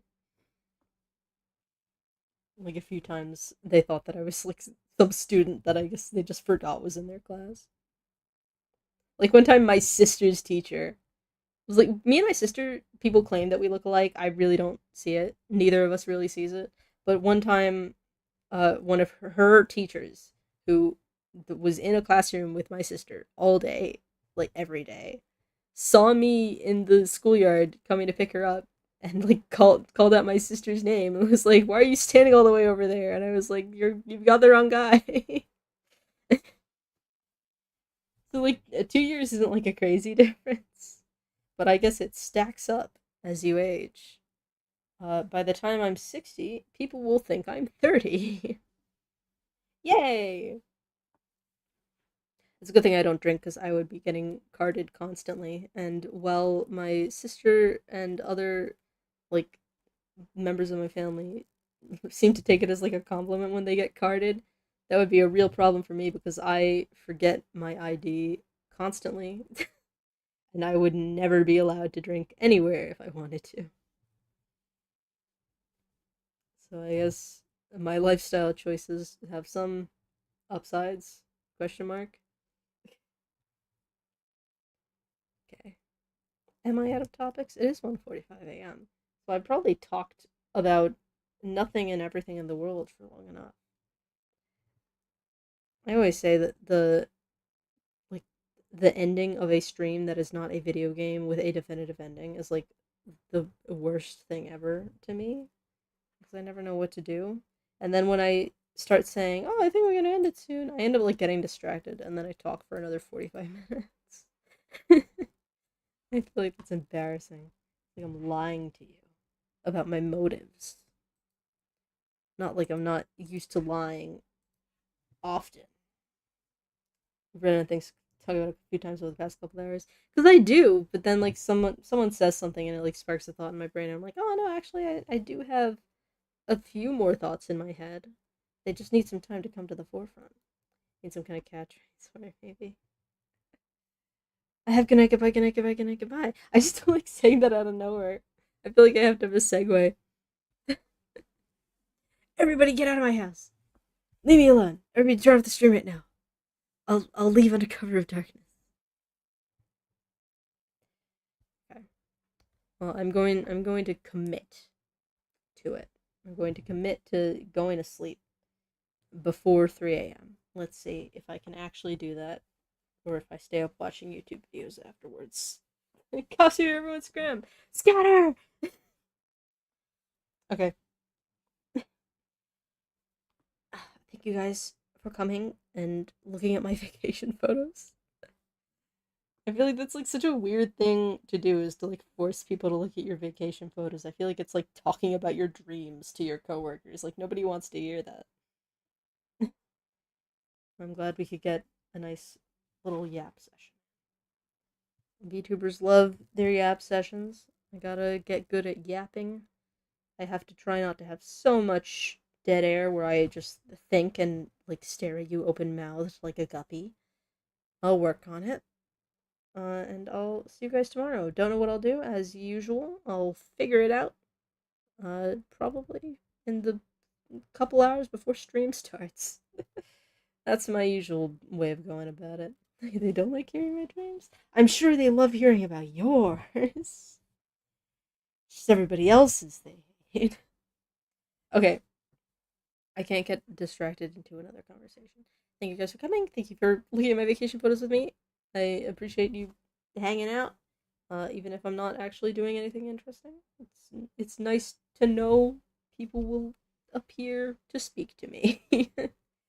And I will see you tomorrow, etc., etc., etc. Okay. Good night, goodbye, good night, goodbye, good night, goodbye.